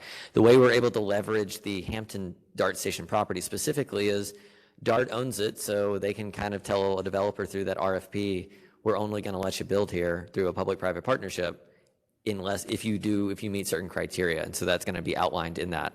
In terms of, other tools, I think that one thing I do want to be clear on is this area plan started, and just because of various circumstances is nearing the finish line ahead of when Forward Dallas would have been nearing the finish line at the exact same time. We've done our best to try to align, all of our city policies that we are confident that Forward Dallas is called upon by a lot of citywide policies to address certain things. Since we are getting out ahead of Forward Dallas, we wanted the West Oak Cliff Area Plan to speak to the things that Forward Dallas is being told by other plans to address. Some of those other matters, whether it's missing middle housing or some of these anti-displacement tools, I think something else that this commission could consider is thinking about, yes, we know that there is a need potentially for missing middle housing in this area, and it's something that needs to be explored further, but not considering it until some of these tools are in place, and thinking about it, what does this look like citywide? And that's something that the area plan can't, it just got out in front of Forward Dallas, but it could still make that recommendation if that was something the commission was interested in, to say, this is a citywide issue, and this is something that needs to be considered further when the tools are in place. And may I ask two quick follow-ups, Sure. Mr. Chair? Thank you. And so, Mr. Church, thank you, because that was my exact next question. Should this be in place before some of these conversations? So I thank you for saying that. One other, question for you. Would it also be important to acknowledge that if it truly is a variety of housing type, housing access that is not strictly rental units, and that home ownership programs, long-term affordability, and consideration of subsequent sales, I think as Mr. Nagaro mentioned, that it continues? Are those components that should be part of recommendations or for consideration? Understanding it still goes through its own process and there'll be other voices at the table, but should that be on the table for discussion? Yeah, I absolutely, and I think it's something that the challenges obviously are what's legal in the state of Texas. Maybe those policies don't exist on the books today, but they could. And it's something that the recommendation could be worded to say, consider these things, knowing that it has to be in alignment with law and with what adopted city policy related to this. But it's absolutely something that the recommendation could speak to that. Thank you. And I'm not going to go into detail, but I do hope some of my other commissioners ask about the question about existing uses and language that might consider those. Thank you, Mr. Church. Thank you, Mr. Chair. Thank you. Commissioner Young. Yes, would you go to slide 33, please?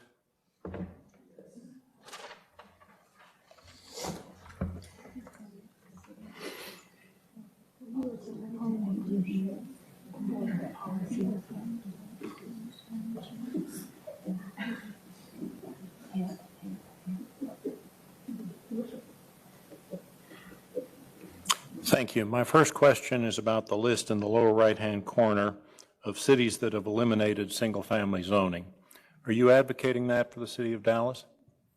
We are not making an opinion on the matter. I'm simply stating that those are cities that have done it based off racial equity, as a racial equity tool as decided by those cities and their city councils. All right, but you're pointing to the fact that they have done that in support of your conclusion that I keep messing up this phrase, missing middle housing is a racial equity tool. Those, whether it's their comprehensive plans or their zoning, they acknowledge that historic past decisions of using single-family zoning to discriminate was wrong, and that changing the zoning is one way, not the only way, but one way to overcome some of those patterns of spatial segregation and intergenerational wealth. All right. Your conclusion that single-family neighborhoods ultimately present a racial equity issue, how do you square the fact that month in, month out, we hear from predominantly minority, predominantly owner-occupied single-family neighborhoods? I'm thinking of District 3, District 8, Elm Thicket, to some extent District 6, District 2, District 4, in opposition to changes that would increase density because they view that as a destabilizing influence on their neighborhoods. Neighborhoods are entitled to their opinions on that matter. What I will say about the neighborhoods that are located in Southern Dallas is, I think that as I mentioned in my closing statement, Southern Dallas has been disinvested. It's only 15% of the tax base. There's not a lot of jobs down there, and the reason is because those were areas that were intentionally carved out through zoning policies and redlining decades ago as being for minority communities, and so thus jobs and investment located elsewhere. So what we've created is a system where those individuals, they're absolutely entitled to preserve their single-family character, but it does make access to jobs more difficult, access to goods and services more difficult. We're not recommending that this be something that's considered citywide. Forward Dallas can make their own considerations. We're only saying that around transit in the West Oak Cliff area is a place that we think is appropriate. And if there are other places that Forward Dallas think that this is appropriate, citywide, not just in Southern Dallas, that's something that should be considered or could be considered. But we're only speaking to the West Oak Cliff area. Well, that leads to my next question on slide 34. Where you advocate that Forward Dallas should consider missing middle housing for similar single-family areas in all of Dallas. That's not just on an area-by-area basis, that's in all of Dallas. Is that part of your recommendation? It's not in the area plan, it's in my slide deck, so it is not part of the recommendation for the area plan. It's simply saying this is something that staff thinks should be considered as part of Forward Dallas. And that is a staff-wide perspective or a Mr. Church perspective? I will say that it is a staff-wide perspective, and I will say that it is, you'll notice that the graphic on that is looking at the transit areas and the DART system. So it is to look at through Forward Dallas and emphasizing that This is not a unique recommendation or analysis to WOCAP. All similar areas with DART stations will be given the same type of analysis and consideration through Forward Dallas. Well, that in turn leads to my next question, which is about the yellow dot at the White Rock Station on slide 34. Are you aware of the commitment made by DART when that station was being sited to the surrounding single-family neighborhoods that west of the DART tracks there would be no transit-oriented development or other change to the single-family character of the area? While I am not aware of that, I will say that DART does not make land use decisions for the city of Dallas. Well, so the fact that that commitment was made by DART rather than by the city is just too bad for those neighborhoods.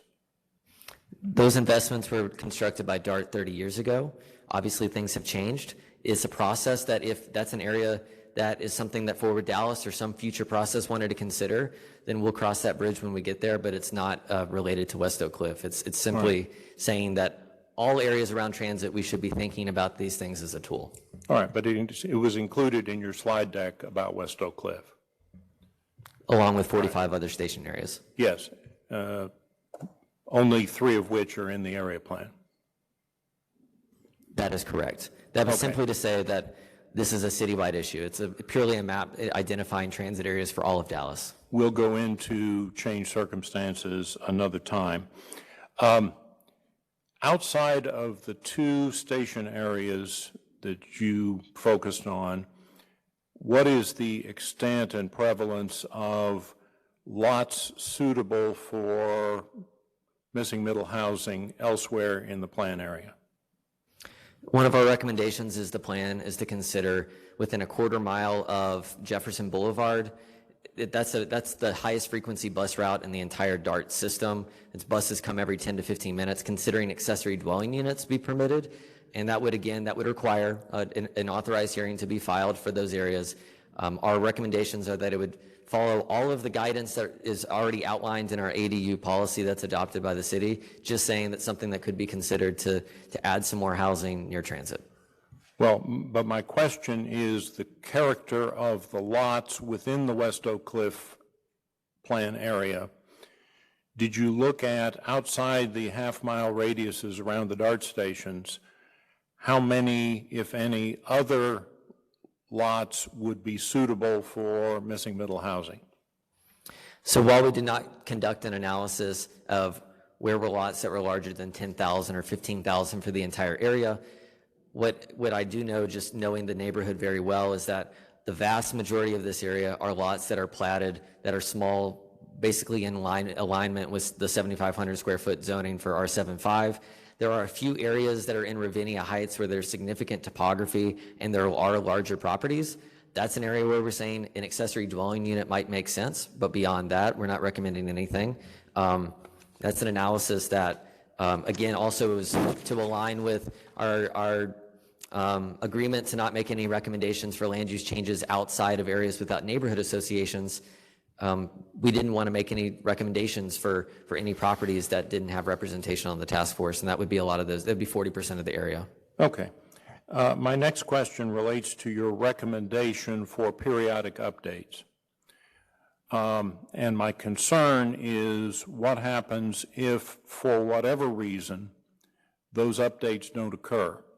Are you aware that one of the criticisms being focused on use of the Southwest Oak Cliff area plan is that that plan calls for periodic updates that have not been conducted?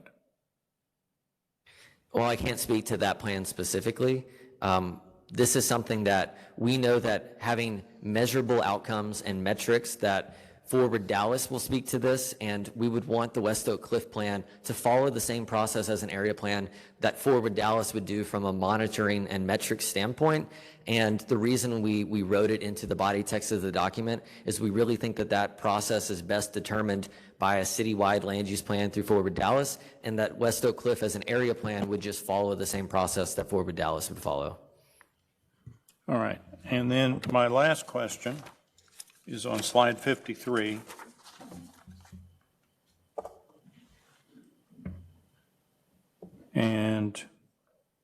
Now, let me pass on that. Thank you, Mr. Chair. Thank you. Vice Chair Rubin. Just one quick follow-up on Commissioner Young's question. That process of updating area plans, is that something that staff came up with, or is that something that came out of CLUP? That was something that was recommended by the Comprehensive Land Use Committee. I will also say, and to that point, I will also say that I think it's something that we need to look at from a citywide standardized process, because every other jurisdiction that I've ever worked in generally has in its enabling ordinance for planning that plans will be reviewed on either a 5 or a 10-year basis, given the scale and the size of plans. So it's a pretty standardized process that we don't currently have in place here, but I think it's something across the board that we should be looking at. Thank you. Commissioner Blue. I had a follow-up. In follow-up with that, if the recommendation, and I'm going to ask a question specifically for WOCAP recommendation, and I'm going to broaden it, if you don't mind. For WOCAP, if you're recommending that it has periodic updates, are you making a recommendation how frequently those updates should be done? The area plan does not specifically have language on that. If there's a frequency that this commission would like to consider, we could add that into the language of the document. What is typical and what we see with comprehensive plans around the country is they'll generate an annual report that has metrics and actions that have been implemented. Sometimes it's purely a document or a presentation that is either given to Plan Commission or is shared online. That's something that while we might not do an annual presentation specifically about this one area plan to this entire body, it's a presentation that we could create annually and share with the community, and we could meet with the community and share with this body as requested. And then on a broader scale, I've been waiting for 3 years for an update on an area plan. So is it going to take 3 years to get an update on an area plan that you put a time limit on?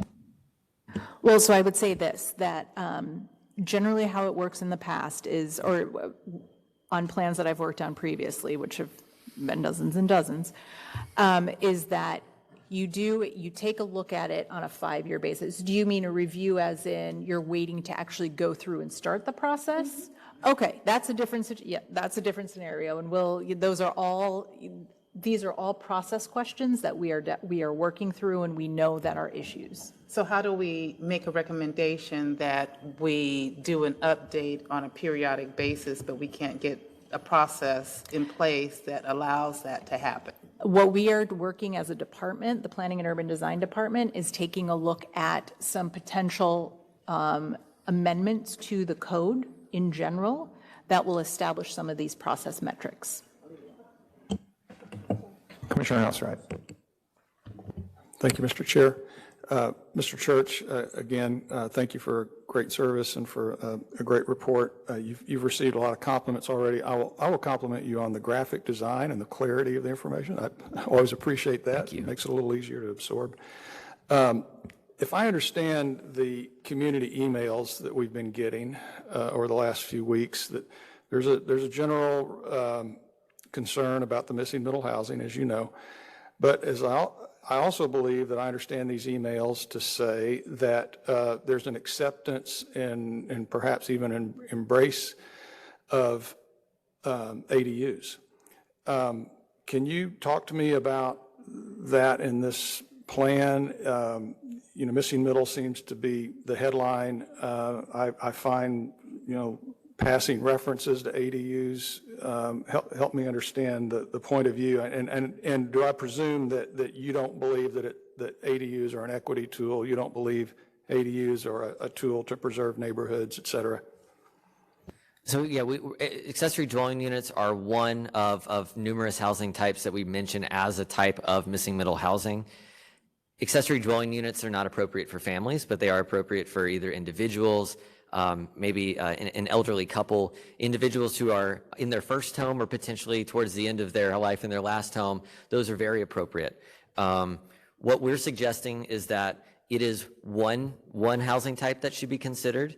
We're recommending it to be for all areas around transit. It is worth noting that that's not permitted today, and to get there, we would have to file an authorized hearing and go through that process. Even if it was just to get to a permitting accessory dwelling units, we'd have to change the zoning to allow that. And so our recommendation is consider all of these housing types, and through a community input process, through the authorized hearing, let's see which ones people really desire and which ones make sense.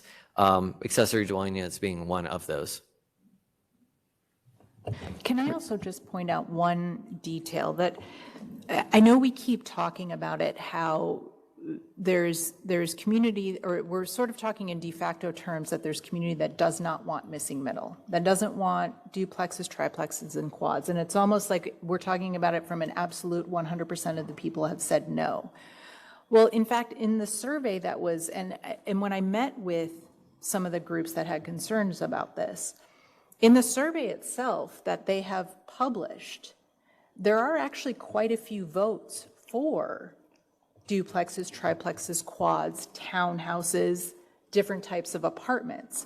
So I just want to make sure that we are not, we've sort of unilaterally been saying that there is no support for that. So what we are trying to do in this recommendation is balance out that, because there was support for that as well. It is not a unilateral just single family and just ADUs. So I just want to make sure and put that on the record that I feel like we keep mentioning that there is no support and the community has said no, when in actuality there has been support for it. Absolutely, and all we're suggesting is that a future authorized hearing is the best process to determine what is appropriate through an enhanced and extensive community engagement process with those areas. Commissioner Statter. Yes, I have a follow-up question. And Commissioner Popkin and I had sort of talked about this a little bit. You know, one of the tools that we've been able to use here, it's a strange tool, but we've used platting. We've said, okay, let's look at this and see if all of these, you know, if there's a pattern. How have you addressed in the area plan or as the staff the fact that one thing that would keep people in their houses, you know, the worst thing that can happen, and even given our tour today, we saw that one big house, and it wasn't even that big, next to the little one, is the coming in and buying up two of the lots, and then the McMansions coming in and yada, yada, yada. So that it would appear to me, how have y'all dealt with it? Maybe we could use keeping platting, keeping the uniform lots as a way to protect the neighborhoods. How have you dealt with that?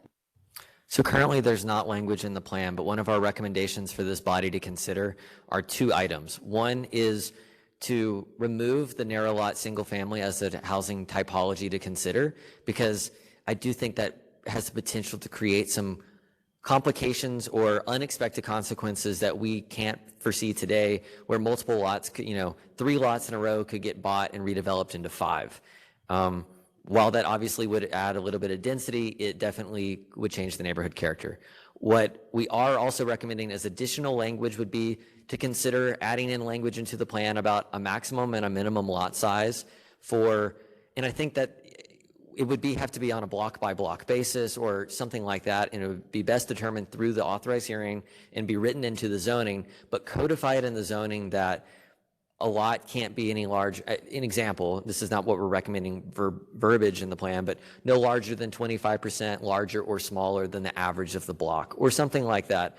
That way we know that there is a predictable outcome. Somebody may want to replat one of those 1.5 acre lots into 2 quarter-acre lots, and that's something that they could do, and it would still be in compliance with the average of that whole block. But what we're saying is the zoning can speak to that, and maybe it helps steer away from having to make those 8.503 platting decisions that become complicated.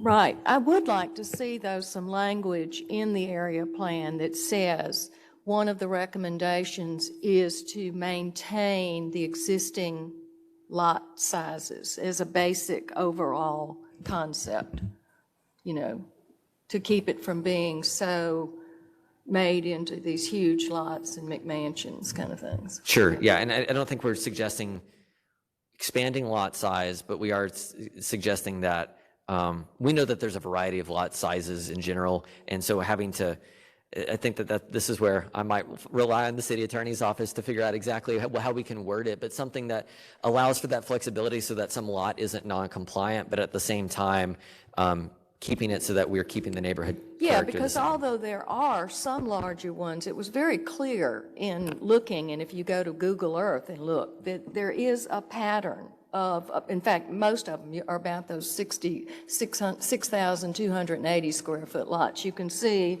that they do that. So, and I did get the sense that people wanted to maintain that character, even to the ones that looked more like M Streets that they want to get the conservation district, that there seemed to be a desire, let's keep things at least the scale that they are today.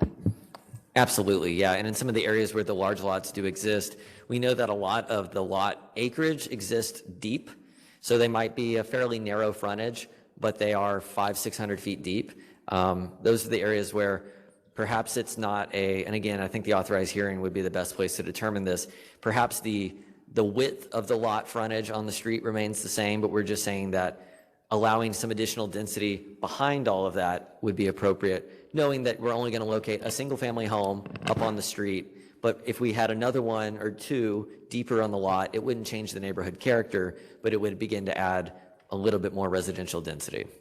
Right, and although the authorized hearing deals with the specifics, I always want to remind everyone that this is supposed to be a guidance for that. And so anything that needs to be or can be included, I think is important so that it really guides more the authorized hearing. Oh, look, they said this or they recommended that, and it represents, again, the residents. Thanks. Commissioner Carpenter. Yes, first of all, Mr. Judge, a point of clarification. What is the current recommendation within a quarter mile of Jefferson? Because my understanding originally was that it was the identical to the transit stations. It would be, except for the quarter mile as opposed to half mile, but you were going to be recommending single family, ADUs, and missing middle. Is it just ADUs? It's just ADUs. Okay. And I can double check that, but that was always how it was written, and I'll confirm that right now. But that is the recommendation. Okay, but that area, okay, so let's say those three areas are somewhere between 30 and 40% of the area, correct? Of the mass of the land area in the West Oak Cliff area plan? If you include the Jefferson area, the two station areas by Tyler, Vernon, and Hampton, and the focus areas, which is Hampton Clarendon, downtown Elmwood, all those places, that in total is 37% of West Oak Cliff. If you just look at let's call it the radius bubbles, essentially, it's about a third. It's about 33%. Okay, so my question is, outside that 37%, what is this plan offering the rest of the area other than basically the no change scenario? Because it seems to me, as the last bullet point in no change, the biggest threat to these areas is the replacement, the tear down and replacement of existing single-family homes, even within the existing zoning, that change the built character of the area, that bring in residents that aren't the residents that are there now, and escalate the land values and basically accelerate gentrification. So what are we offering, say, other than the possibility of conservation district for a few, to the rest of these? Is it just the no change scenario? Was there no possible solution through zoning? Because I could visualize something like what we did with Elm Thicket added on to introducing gentle density, because, even for the conservation district, those four neighborhoods that you mentioned, those are relatively affluent, they're well organized, they don't have major language barriers, but they're still going to have to get in line and wait for available staff and, a lot of time. This is what happened with Elm Thicket. They got in line, I don't know if it was 4 or 5 years before it came up, but a lot of the gentrification, replacement, displacement that they were trying to avoid, happened anyway. Would it be possible to look at something like a PD for the entire area that had the single-family zoning, added the ADUs by right, which seem to have almost universal acceptance, and then couple that with something like what we did with Elm Thicket to put lot coverage limitations, height limitations, that would, much more quickly than these other processes, stabilize things and prevent the worst things that could happen in scenario one? That is obviously something that this commission can consider. We are not recommending that, as it would require a rezone for a 5 square mile area, which was not something that we heard from the majority of residents, was that they wanted to be rezoned. If that's something that this commission thinks is palatable and worth considering, then the area plan can absolutely recommend that. It would require a long authorized hearing process and might need to be carved up into pieces because there's so much diversity across the area. No, I understand that there would be, sub-districts and that sort of thing, but, my understanding of the motivation for for the request for this area to be studied was that there was, increasing concern that these neighborhoods were going to be displaced, replaced, gentrified, whatever, and they were trying to get out ahead of that. So just trying to visualize something that would stabilize this before we're looking at the Elm Thicket situation where a considerable amount had already happened. Absolutely, yeah. And, again, I go back to the agreement that the task force made with Somos Tejas to not rezone or not recommend any changes for 40% of the area. We did note, in our conversations with them, we acknowledged that some of these areas may be at risk and may be, locations where some changes might be appropriate. But ultimately, it was agreed that it was best to not make any changes or recommendations in those areas because there was no representation on the task force. So,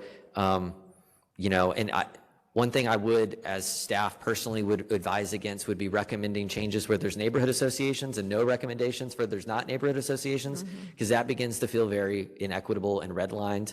But if the commission wants to put forward a recommendation that considers rezoning all of the area of West Oak Cliff that is residential, which we know is not something that Somos Tejas and others in the community support, then that's obviously something you can consider. I asked you about this privately, but I'm going to ask you at the briefing.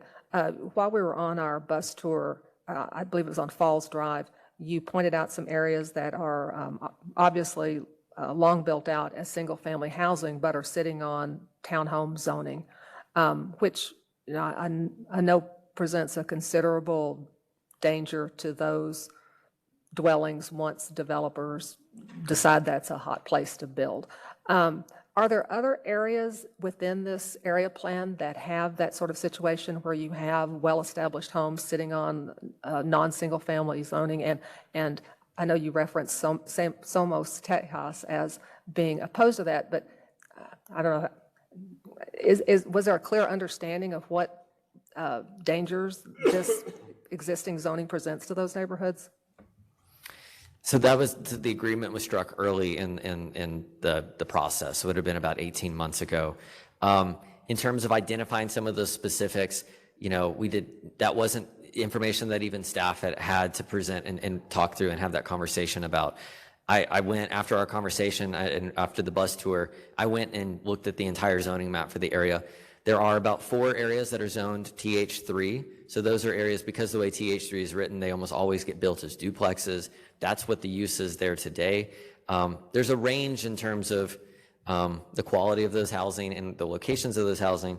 All but one of those districts lies in an area that does not have neighborhood representation on the task force, and thus we're recommending no changes in those areas. One of them does fall right between the North Cliff and Ravinia Heights area. But besides that, all of the areas are areas that don't have neighborhood associations, and so we're not recommending any changes accordingly.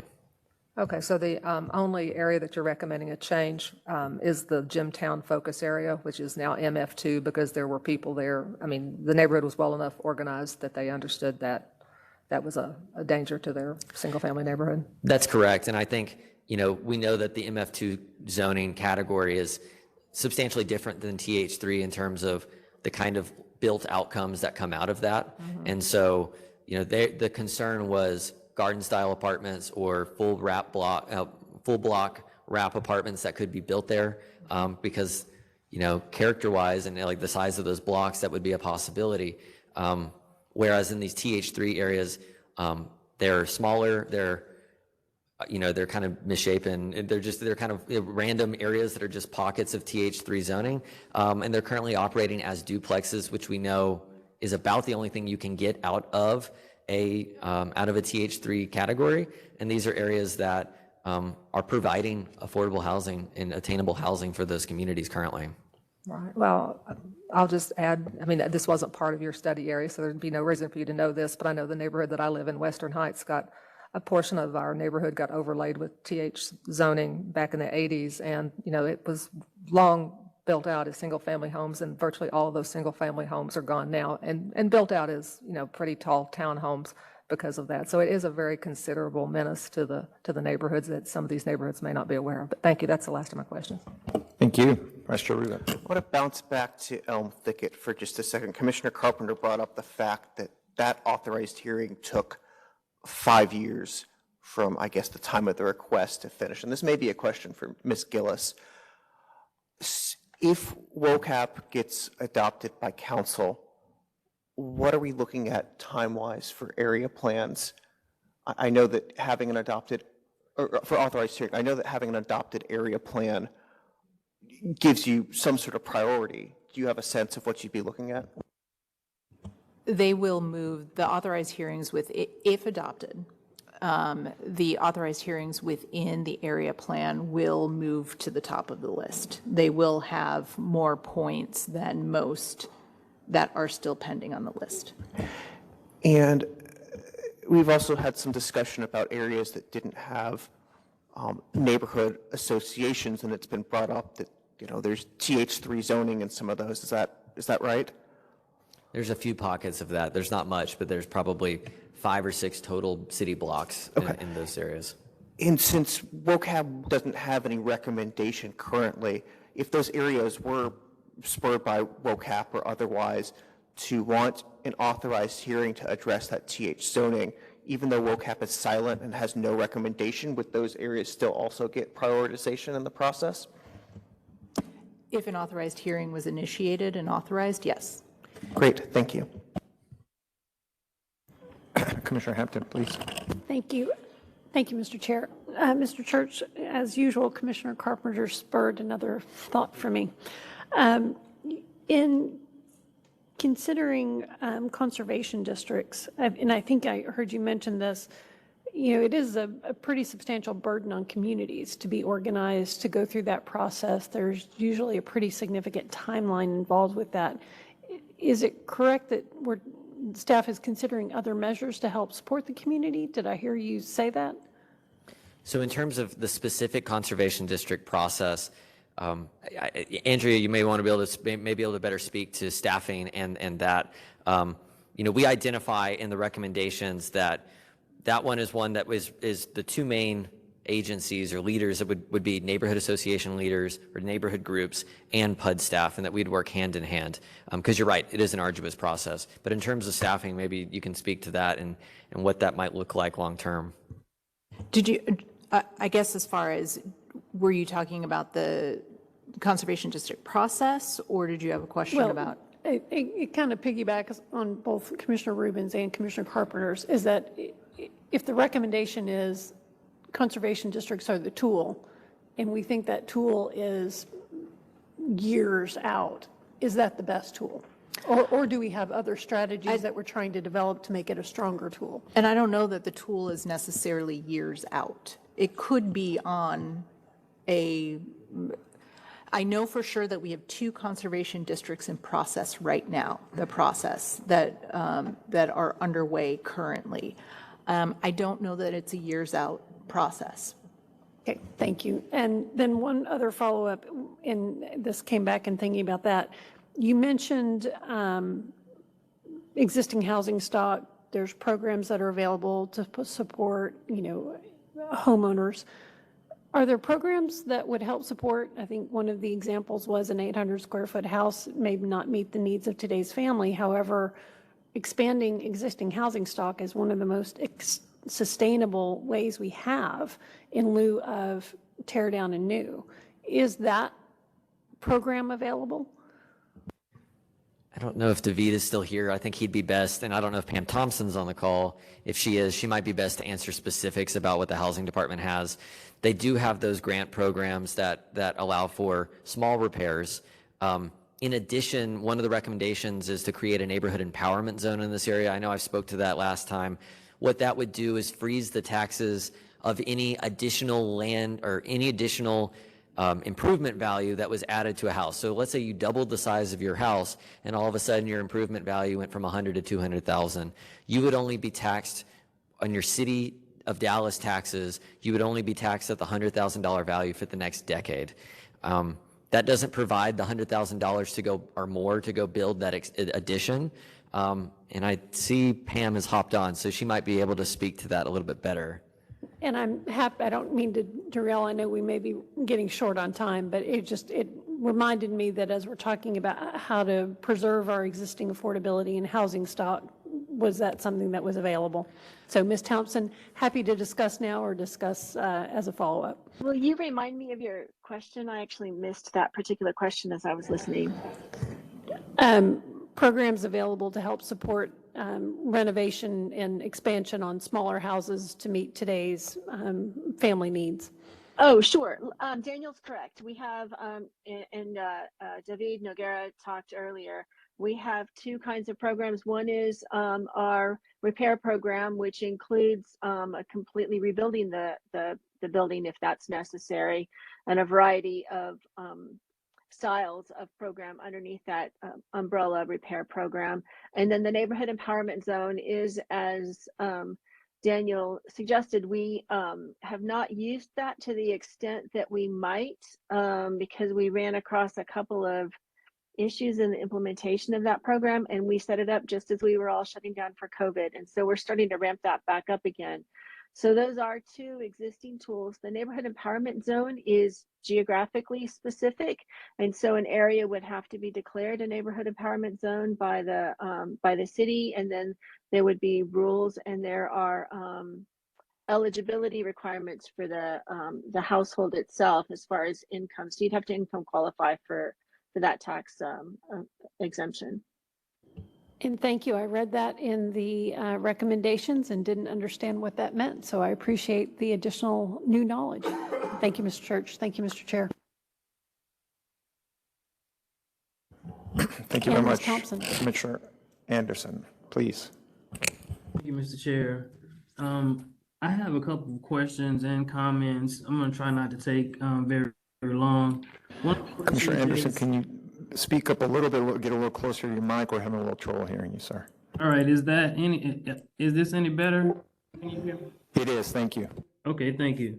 One of my questions is, could someone describe the conservation district versus historic district, and what would be most appropriate?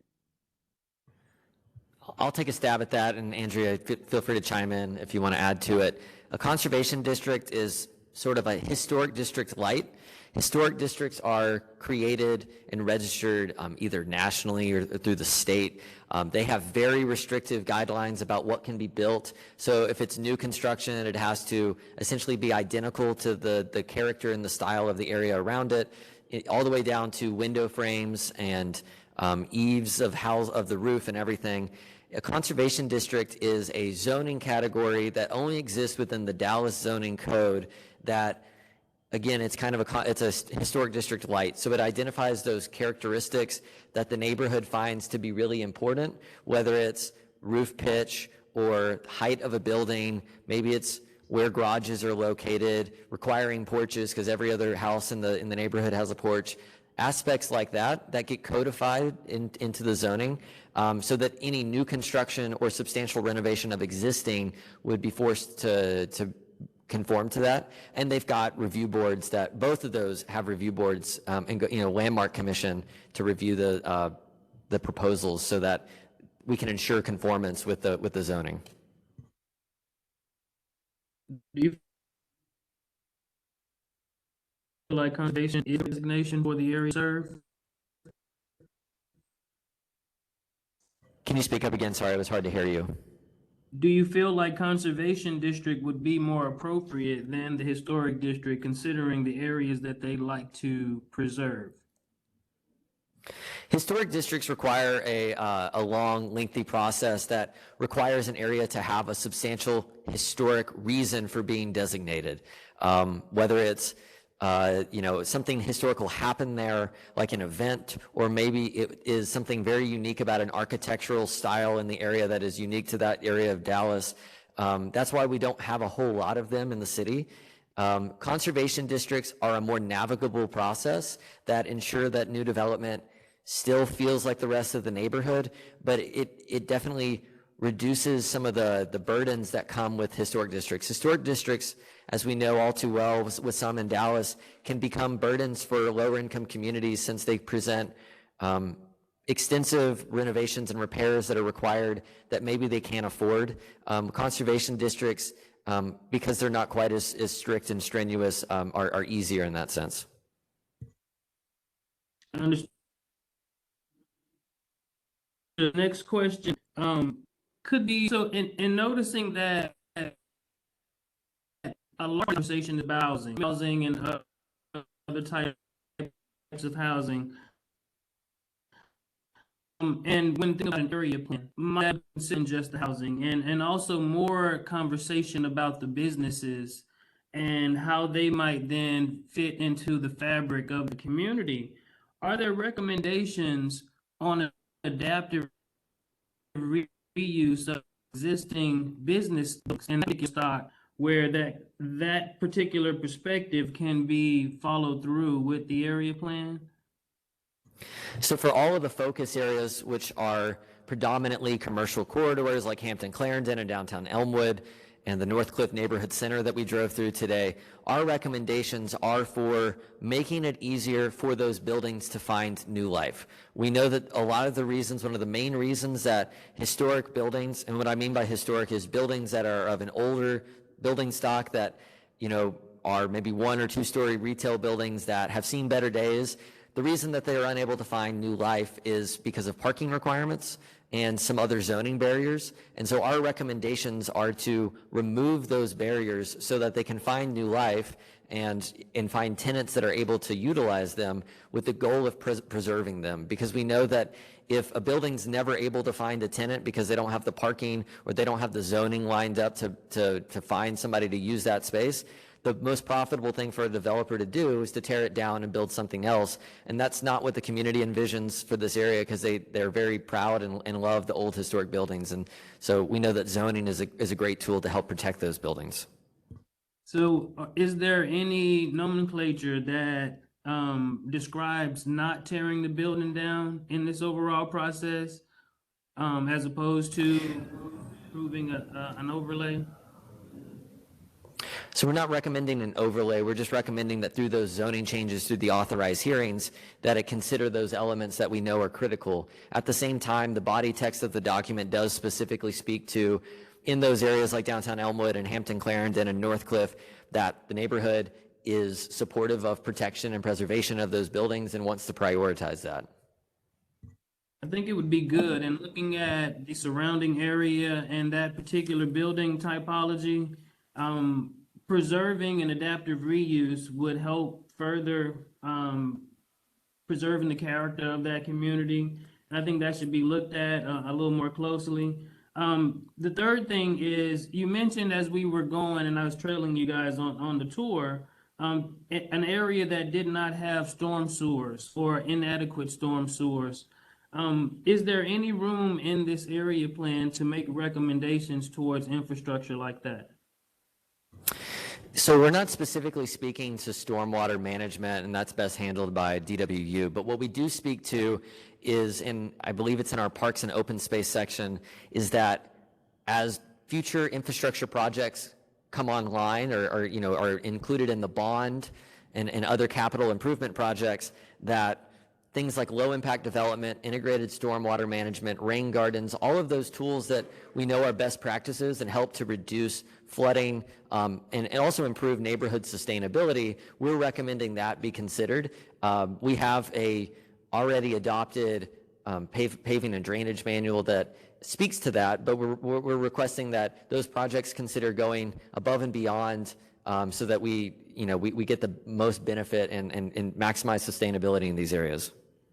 What kind of effect does, to make sure that those items are considered, how can we solidify or clarify that kind of terminology, or because I'm not sure what considered would result in.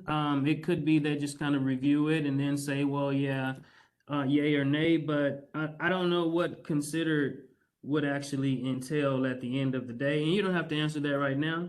And so my last question would be, you mentioned that there are areas that did not have homeowners associations, and there was no recommendation in those areas. However, you also mentioned that you created 3 new homeowners associations. So I'm wondering, why not for the other areas? And then could there not be another construct where even maybe the city and staff represent that community?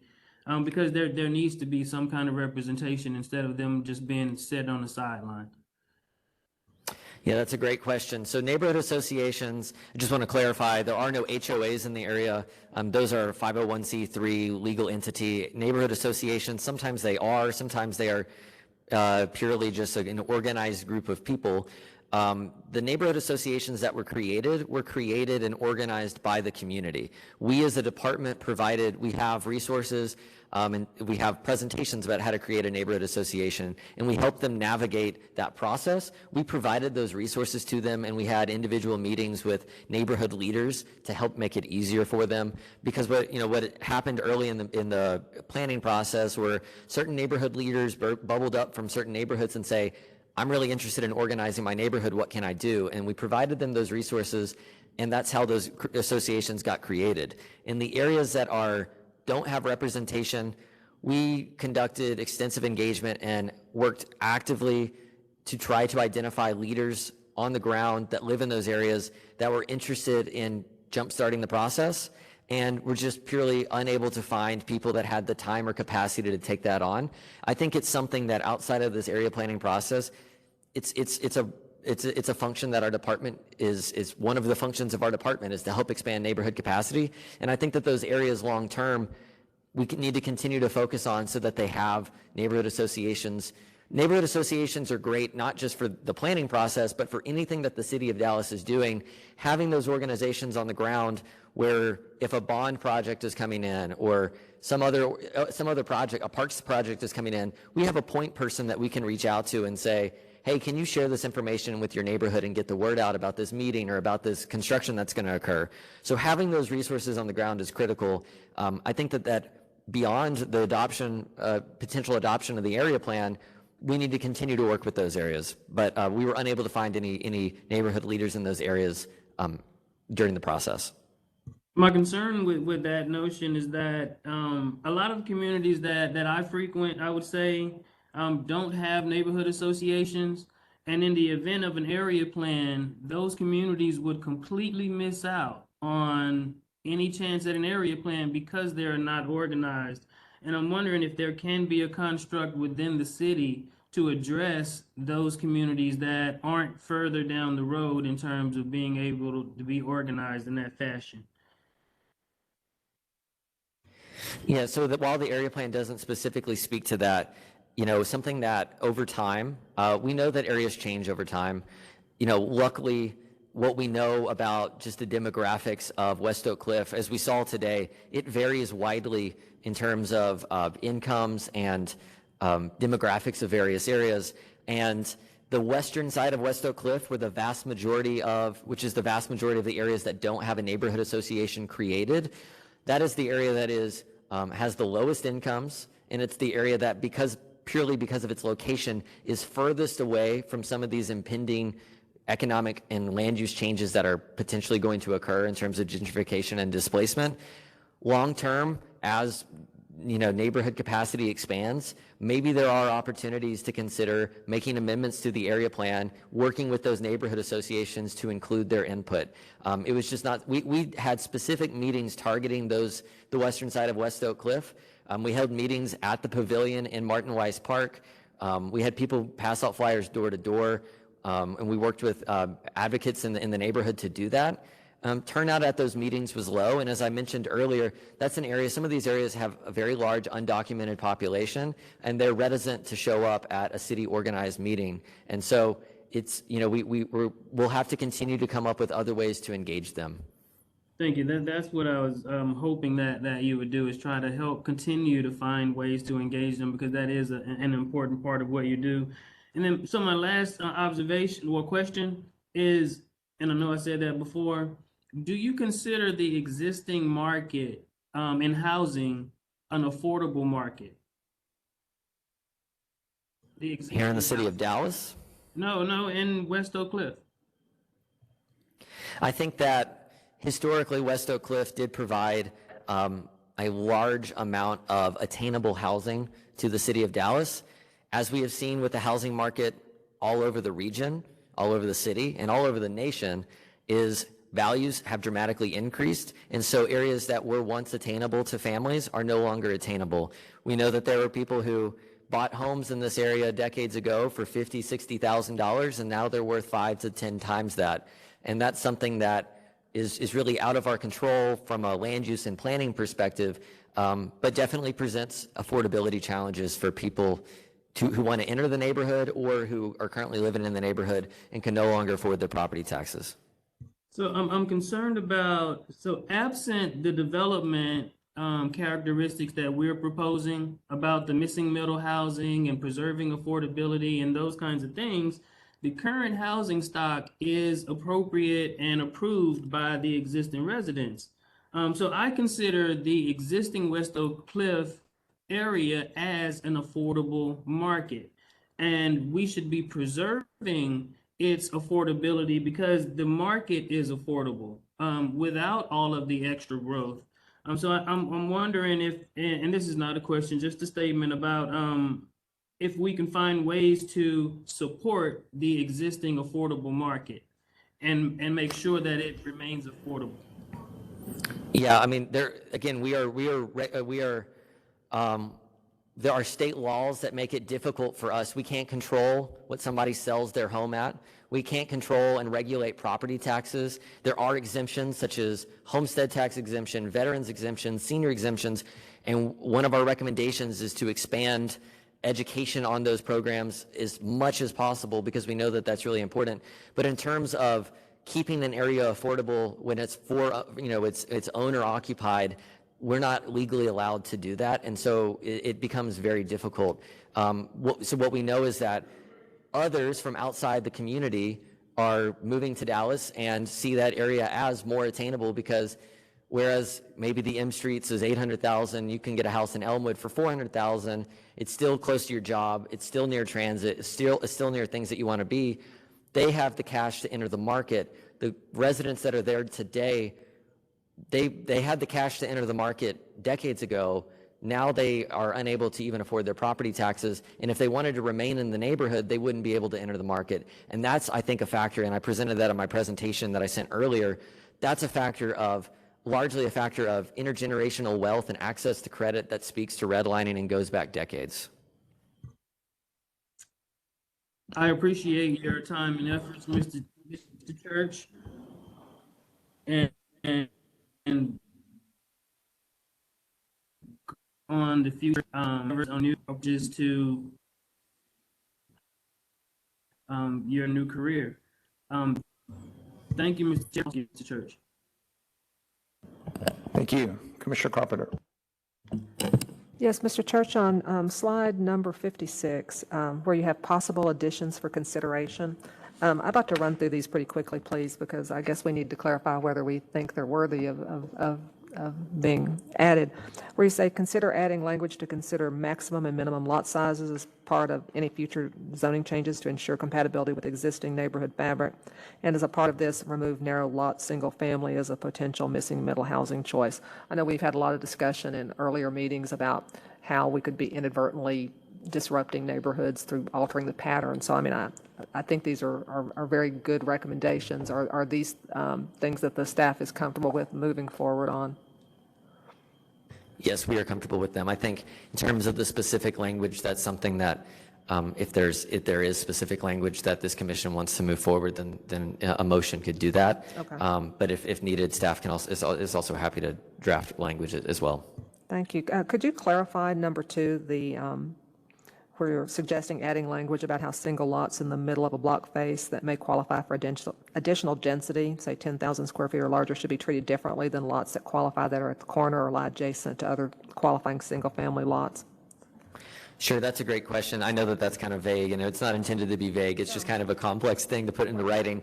I think the intent of that was purely saying that if you've got a double lot that randomly exists on a block face that has a very regular block pattern of 7,500 square foot lots, then the zoning should consider that differently than corner lots or maybe a block face that has numerous large lots in a string, because perhaps a quadplex might feel out of place. And so adding in language that specifically says or removes those, considers those to be removed from consideration through a future authorized hearing, some language around that might be what we could work into the plan so that whenever staff, if an authorized hearing does move forward in the future, they might not even identify that lot to begin with as a place to be considered because of its proximity amongst the existing fabric of the neighborhood.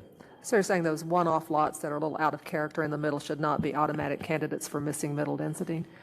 That is correct. Okay, all right. And then the third, where it talks about adding language ensuring that Tyler Vernon area should not be rezoned to a future authorized hearing. I'm a little unclear on that because I don't think that we ever say something can't be rezoned. So, I mean, through one zoning case, we can't say you can't change the zoning in the future because my understanding is anyone can always ask for a zoning change if they want to. Sure, yeah. The recommendation is through an authorized, and maybe it could be clarified, through a future authorized hearing. It is not recommended that staff consider multifamily or apartments and townhomes. That is something we explicitly heard throughout this process. While there are a few people and a few voices that would like to see that, the recommendation was we want something that's neighborhood scale, feels like the neighborhood, and we know that something like an MF2 district really begins to move away from that neighborhood scale and neighborhood context. So if there's something specifically we could work in language-wise, we're happy to tweak that, to achieve that. It was purely to say that through the authorized hearing, not through an individual. If an individual wanted to file an individual zoning case, they're more than welcome to do that, just through the authorized hearing that we're not recommending apartments or townhomes. Thank you.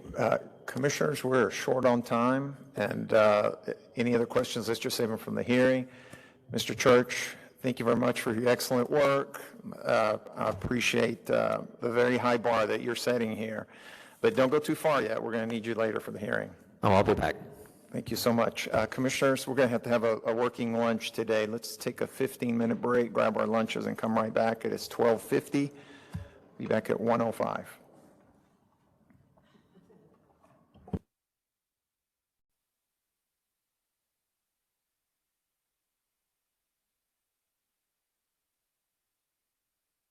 p.m. Commissioners, we are back on the record.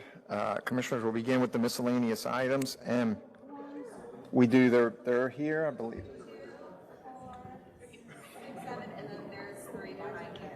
We do have a quorum. We'll begin with M212028. Ms. Carrasco, good afternoon.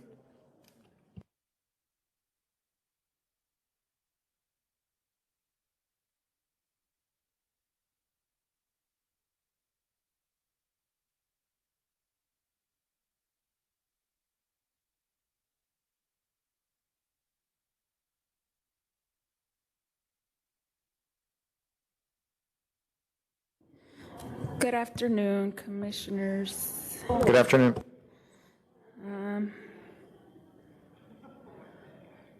Okay, so I need sharing privileges. Share.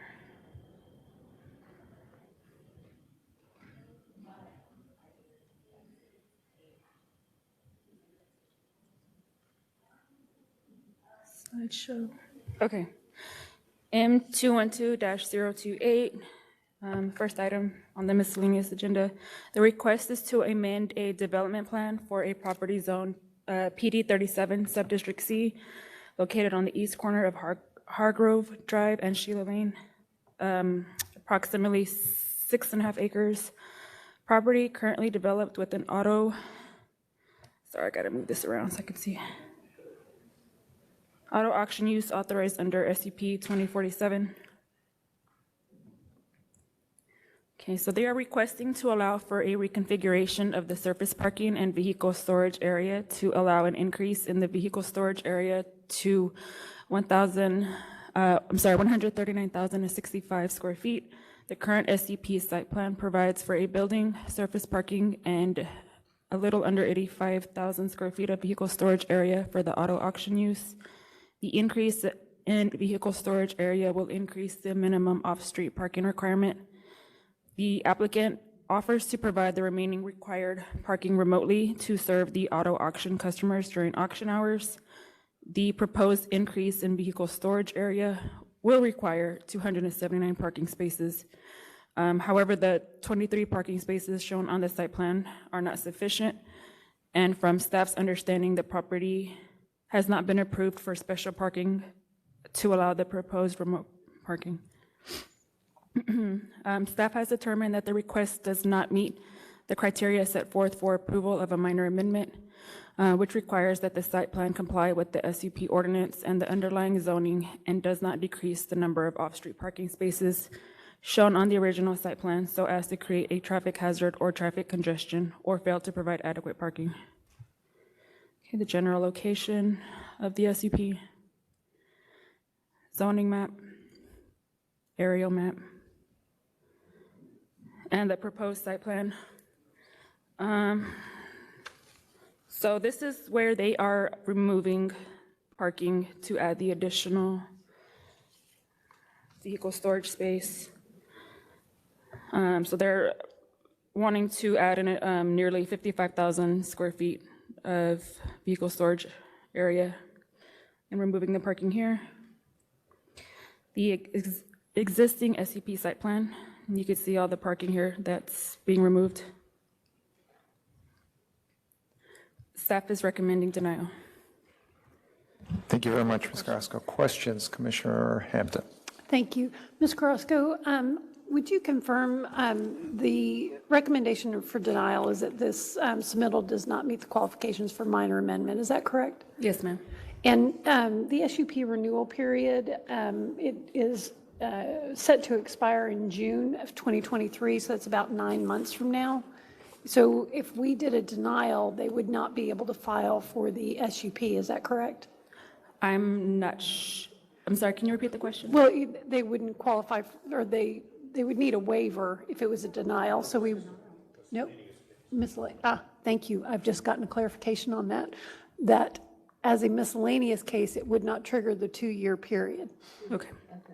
Thank you. Thank you, my fellow commissioners. Thank you, Mr. Chair. Thank you all. Any other questions on this item, commissioners? Okay, we'll move on to our next one, M212032.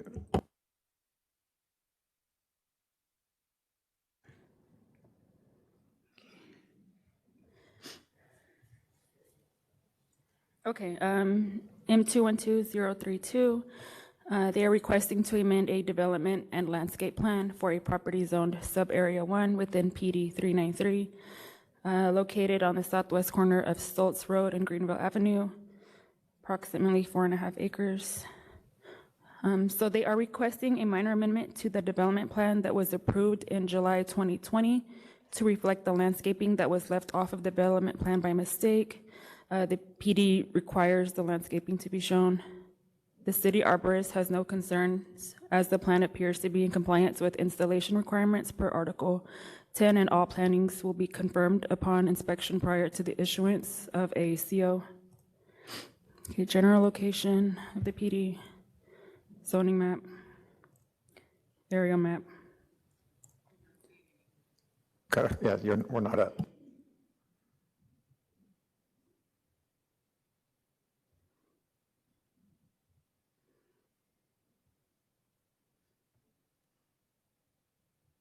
Okay, we can see it now. Thank you.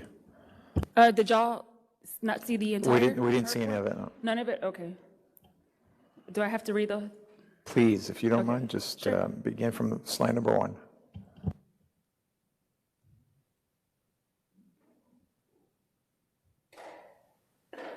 Okay, so they're requesting to amend a development plan, a development and landscape plan for a property zoned sub-area 1 within PD 393. located on the southwest corner of Stoltz Road and Greenville Avenue, approximately 4.5 acres. And the development plan that was approved in July 2020 was missing the landscaping that was required. I know that it was approved with the landscaping, but I think they just forgot to add it to the finalized plan. The PD does require the landscaping to be shown on the development plan. So the city arborist has no concerns as the plan appears to be in compliance with installation requirements per Article 10, and all plantings will be confirmed upon inspection prior to the issuance of a CO.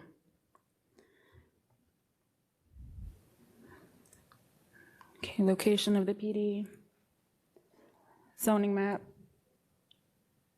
aerial map. Okay, and this is the proposed plan. It's the same plan that was approved in 2020, just reflecting the required landscaping.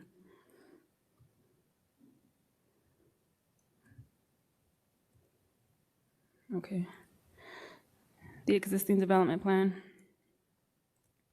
Staff is recommending approval. Thank you. Questions, commissioners? No questions. We'll keep moving. Next item is M212039. Okay, so it stops sharing every time I open a new PowerPoint.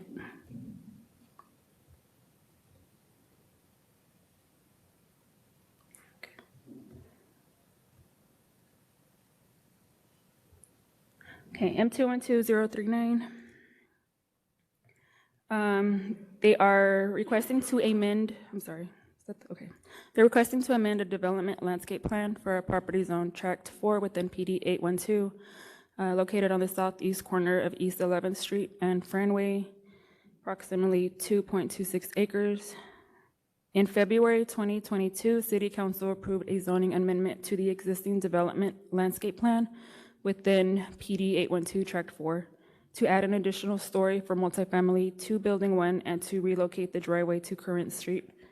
The applicant is requesting a minor amendment to the existing development landscape plan to allow for modifications to reflect the 5 feet corner clips at the intersections of Franway and 11th Street, and also on Franway and Avenue B, so that the property lines match the final plat.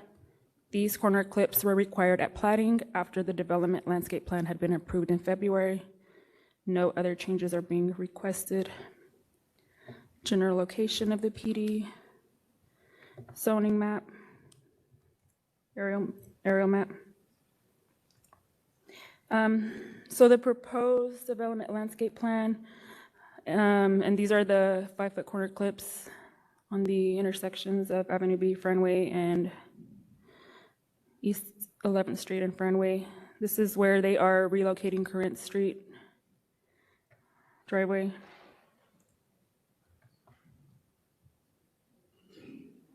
The existing development landscape plan, so the corner clips, and this is where the Current Street driveway was originally proposed to be. So one thing that we are noticing is that the trees, the landscaping isn't, so they're faded on the proposed plan. There are trees here. It's not very clear, so staff is recommending to hold this until September 1st so that we can get a proposed plan that is clearly reflecting the proposed trees, the landscaping that should be along Franway. You can see here on the previous plan, the trees are clearly visible, but on the proposed plan, it is not. Staff is changing their recommendation to hold under advisement until September 1st so that we could get a plan that reflects the trees that are, the existing trees that are here along Franway.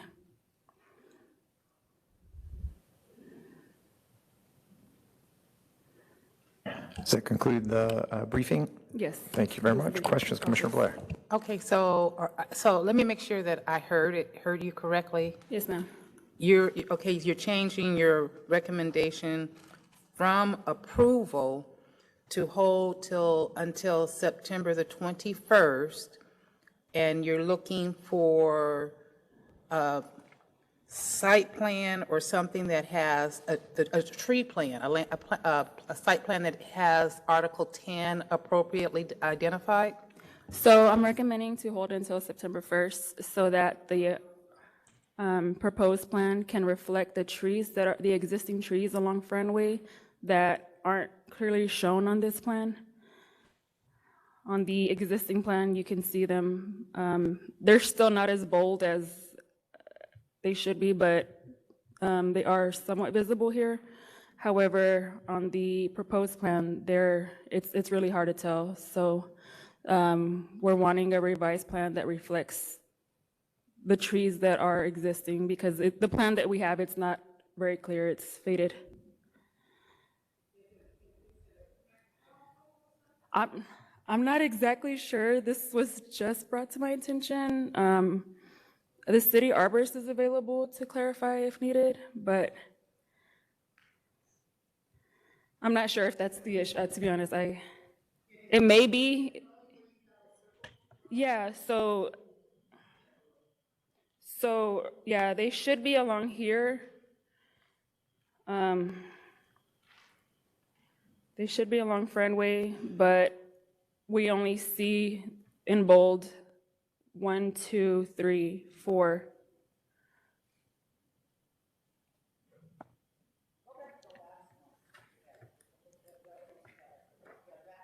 Chair Shadid, this is Donna Mormon with Current Planning. Could I jump in and clarify a little bit?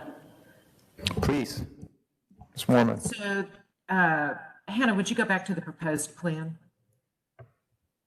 The proposed plan shows the installation of the trees along Fran and East 11th and in anyway the perimeter around Corinth. What it does, what kind of fell off the plan was showing the existing trees that are to remain.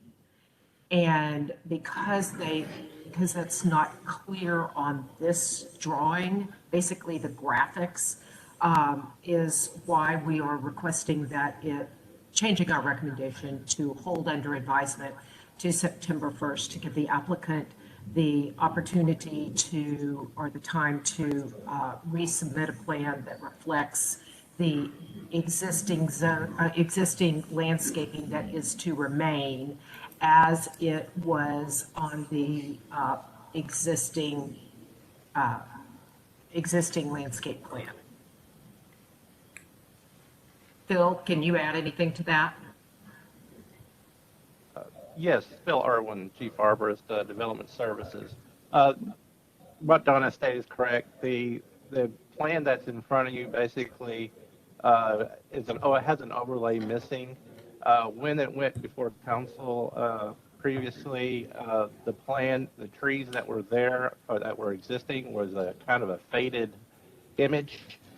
On this particular drawing, that overlay had been taken off, and we just need to have it replaced back onto the plan. So this plan the landscaping depends on this plan.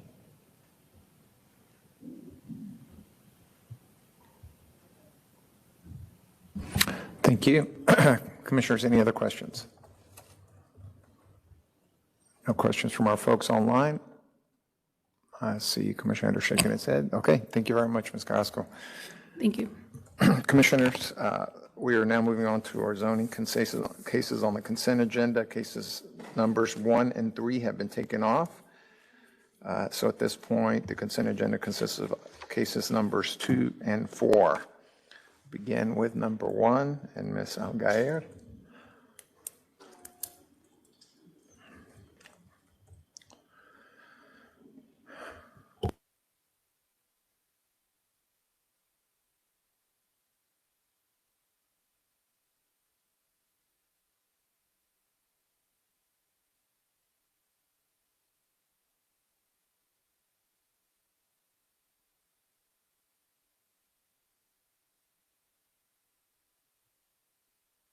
Good afternoon.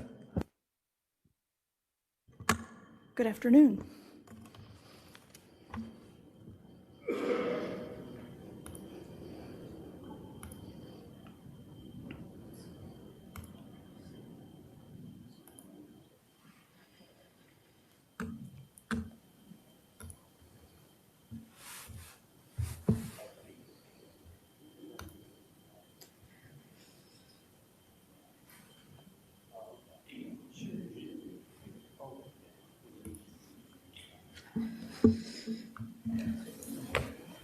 Good afternoon, Commissioners. This is Z212216. It's an application for a specific use permit for a child care facility on property zoned in MF1 multifamily district on the north line of Park Lane between Fair Oaks Avenue and Pineland Drive, just over 12 acres.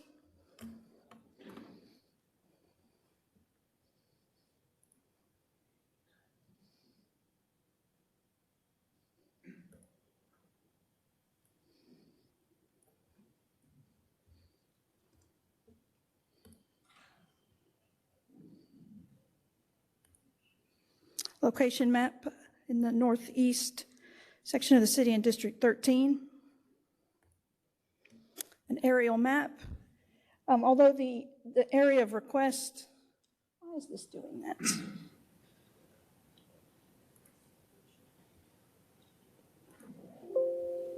Pardon me one moment.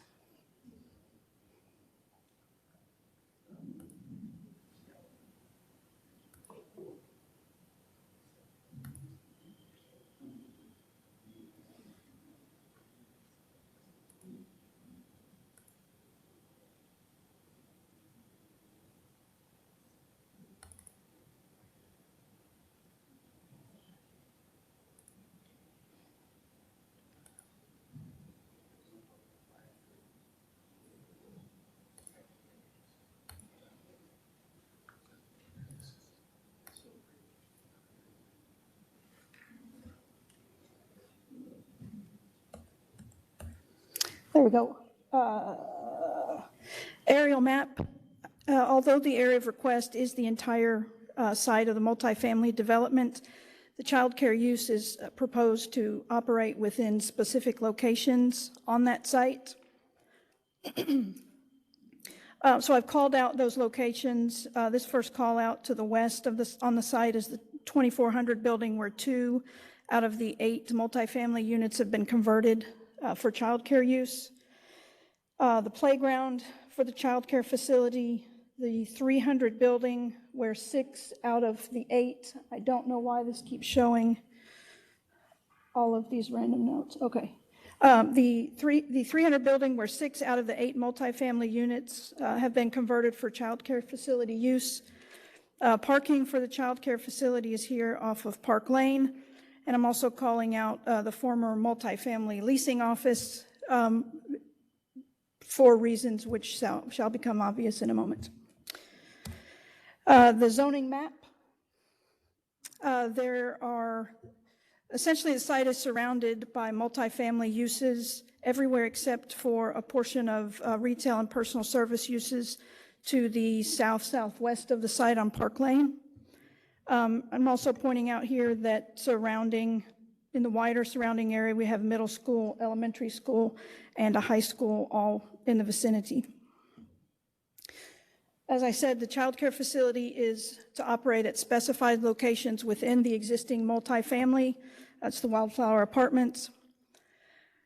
The child care facility, which is called Heart House, has been operating on the site for a number of years in some capacity, and initially served just families that are living within the Wildflower apartment community.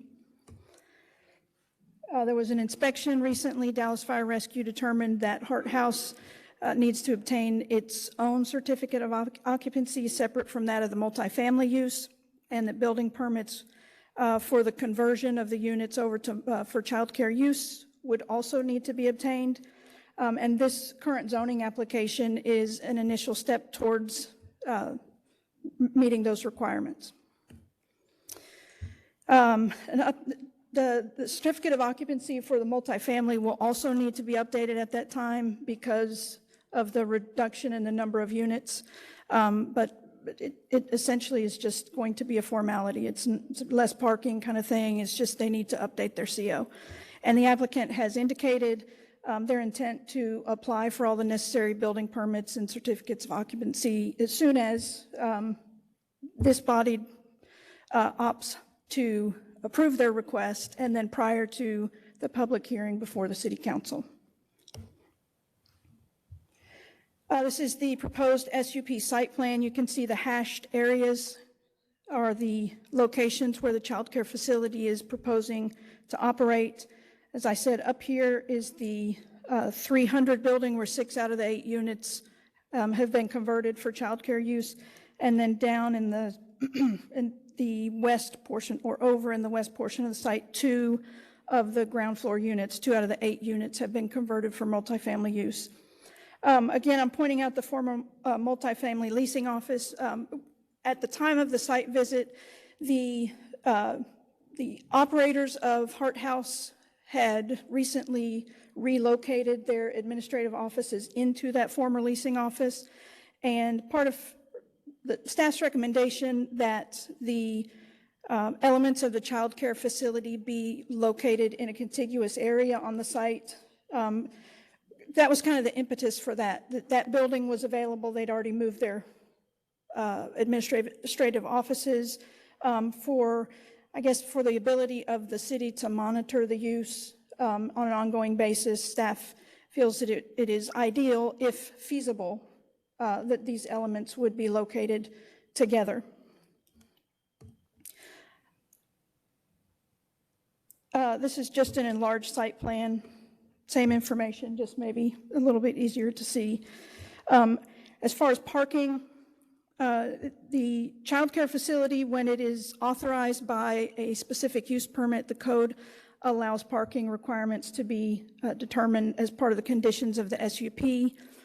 Given that this is a highly pedestrian-oriented area, and that the majority of the folks that are utilizing this particular child care facility come from within that multifamily development, staff is in support of the applicant's proposed 3 parking spaces for the child care facility, one of which will be a van accessible space, and they are in this area located off of Park Lane.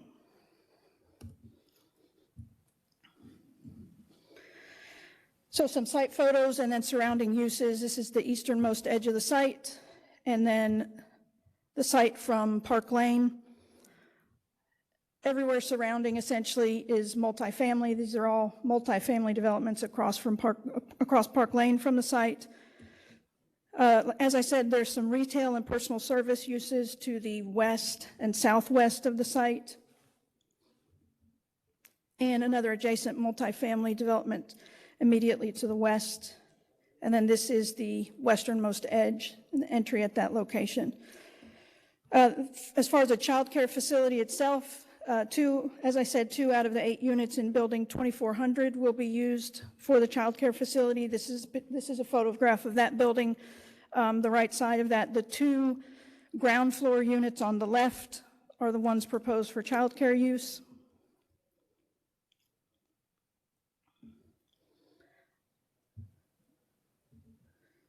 And there's an open area at the western edge of the property, immediately outside the child care facility building at 2400, at the 2400 building.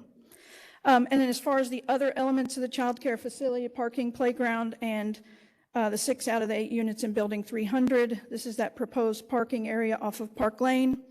You can see the former leasing office is beyond that parking area, and this building to the right is the building 300 being used by Hart House, or proposed to be used by Hart House.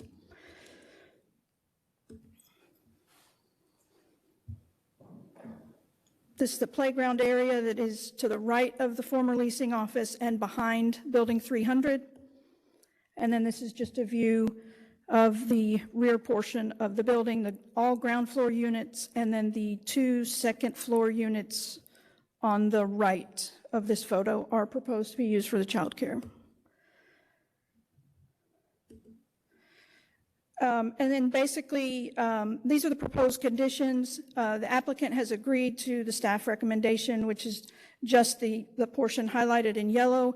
And then also what you're seeing on the screen reflects all of the CAO edits that were distributed to the commissioners. And applicant is also in agreement with those. So there's no disagreement left with respect to the actual SUP conditions. And staff recommendation is approval for a 5-year period with eligibility for automatic renewal for additional 5-year periods, subject to a revised site plan and conditions.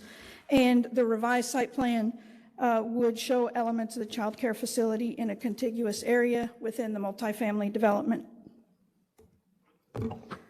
Any questions? Thank you very much. There are questions. Commissioner Young. Yes, is the parking area of the multifamily complex gated? The one that's off of Park Lane is not gated, so it's accessible at all times. Okay, and what about the proposed childcare facility that is not directly off of Park Lane? Actually, all of yes, the vehicle entrance at that west edge of the property is gated. Okay, so, but you're recommending that all 3 facilities be located contiguously? Yes, sir. Okay, and that would be at the front of the complex? It could be anywhere. Staff is here's simply pointing that out because the adjacent building was in use by the operator of the child care facility at the time of the site visit. Okay. My concern is to the extent, which may be small, that people are driving in and dropping off their kids. If the facility is not in the immediate front of the property, how will they access it? Through a gate? That would be a great question for the applicant. Okay, I'll ask the applicant. Staff is not aware of how they would access it. I Okay. don't think there is, I don't think that they do have access. If they're a vehicle coming from outside the complex and they don't live in the complex and already have access to the gate, then the only parking available to anyone from outside is that parking area at the front of the site, off of Park Lane. All right, I'll ask the applicant. The applicant is here and will be available at the hearing. Commissioner Stannard. Yes, and the applicant will be here to answer that, but I want to ask you a couple of questions just to clarify the reason that the child care facility, and tell me if this isn't correct, they have upstairs 2 apartments that have been joined for an administration, because you can't have child care upstairs, correct? Well, that is correct. That's a great question No, for that state is correct. licensing. I do know that's correct. Okay. So then you've got a building where 2 apartments have been joined together, in fact, and that's going to be the lower ones, like age 4 and 5 or 3 and 4 or something like that. And then it goes, no, I'll make the thing and you can tell me. So it goes that you've got 3 different entities with 3 different age groups, correct? I mean, we do know that in our planning. Now, isn't it true that the owner of Wildflower donated these apartments for after-school care? That is a great question for the applicant. Oh, okay. Well, I thought you knew that. I thought we had discussed that. Okay. So that, I guess the question is, why do you feel that they must be contiguous? So staff doesn't feel that they must be contiguous. Staff is simply making a recommendation based on the ability of various city entities to monitor the use, given that, I mean, the area of request is the entire multifamily development. And so If we're not careful, then the elements of the childcare facility would have the ability to basically move around within the multifamily development without having to come back for COs and whatnot. So given the staff recommended SUP condition that the applicant has now agreed to, stating that the childcare will operate only in the locations shown on the site plan, staff is much more comfortable with things being separated. So it's not really a feeling about how they need to operate. It's a recommendation based on what I just stated. And you would agree that when someone donates the apartments, you got to take them where they are, right? Okay. I mean. Okay, that being said, this is in the Vickery Meadows, a neighborhood Target Plus area, correct? Right, yes. And Wildflower Apartments is a migrant relocation area, is that correct? That's correct. So going to the parking, let's go to the parking. You drive up, and before you go in the gates, an old empty leasing office, there are parking spots. So if anyone needed to bring their child, and then in fact, they could just walk across, there's a gate that you can walk to directly to where these are. But more importantly is the fact, isn't it true that 90% of the kids, and this was brought up to you, walk because they live there. They walk from school to the homework club that's located here. Is that not correct? Staff feels very confident that, I won't put a percentage on it, but I would be surprised if anyone drives Correct. to utilize this facility. And so isn't it true that they've sort of made accommodations that if they have to use a van on a rainy day, there's a spot for a van, and then there are two in case a parent is bringing them. But the majority do either live there or live so close that Right. they walk. Correct. Okay, and thank you for your hard work on Yes, this ma'am. case. Thank you, Commissioner. Any other questions on this item? Thank you very much, Ms. Aguirre. Commissioners, we're just going to go ahead and have a hard stop now. What we will do is we will brief the rest of the cases before we hear them. So it is 1:47 p.m. and that concludes the briefing of the Dallas City Plan Commissioner.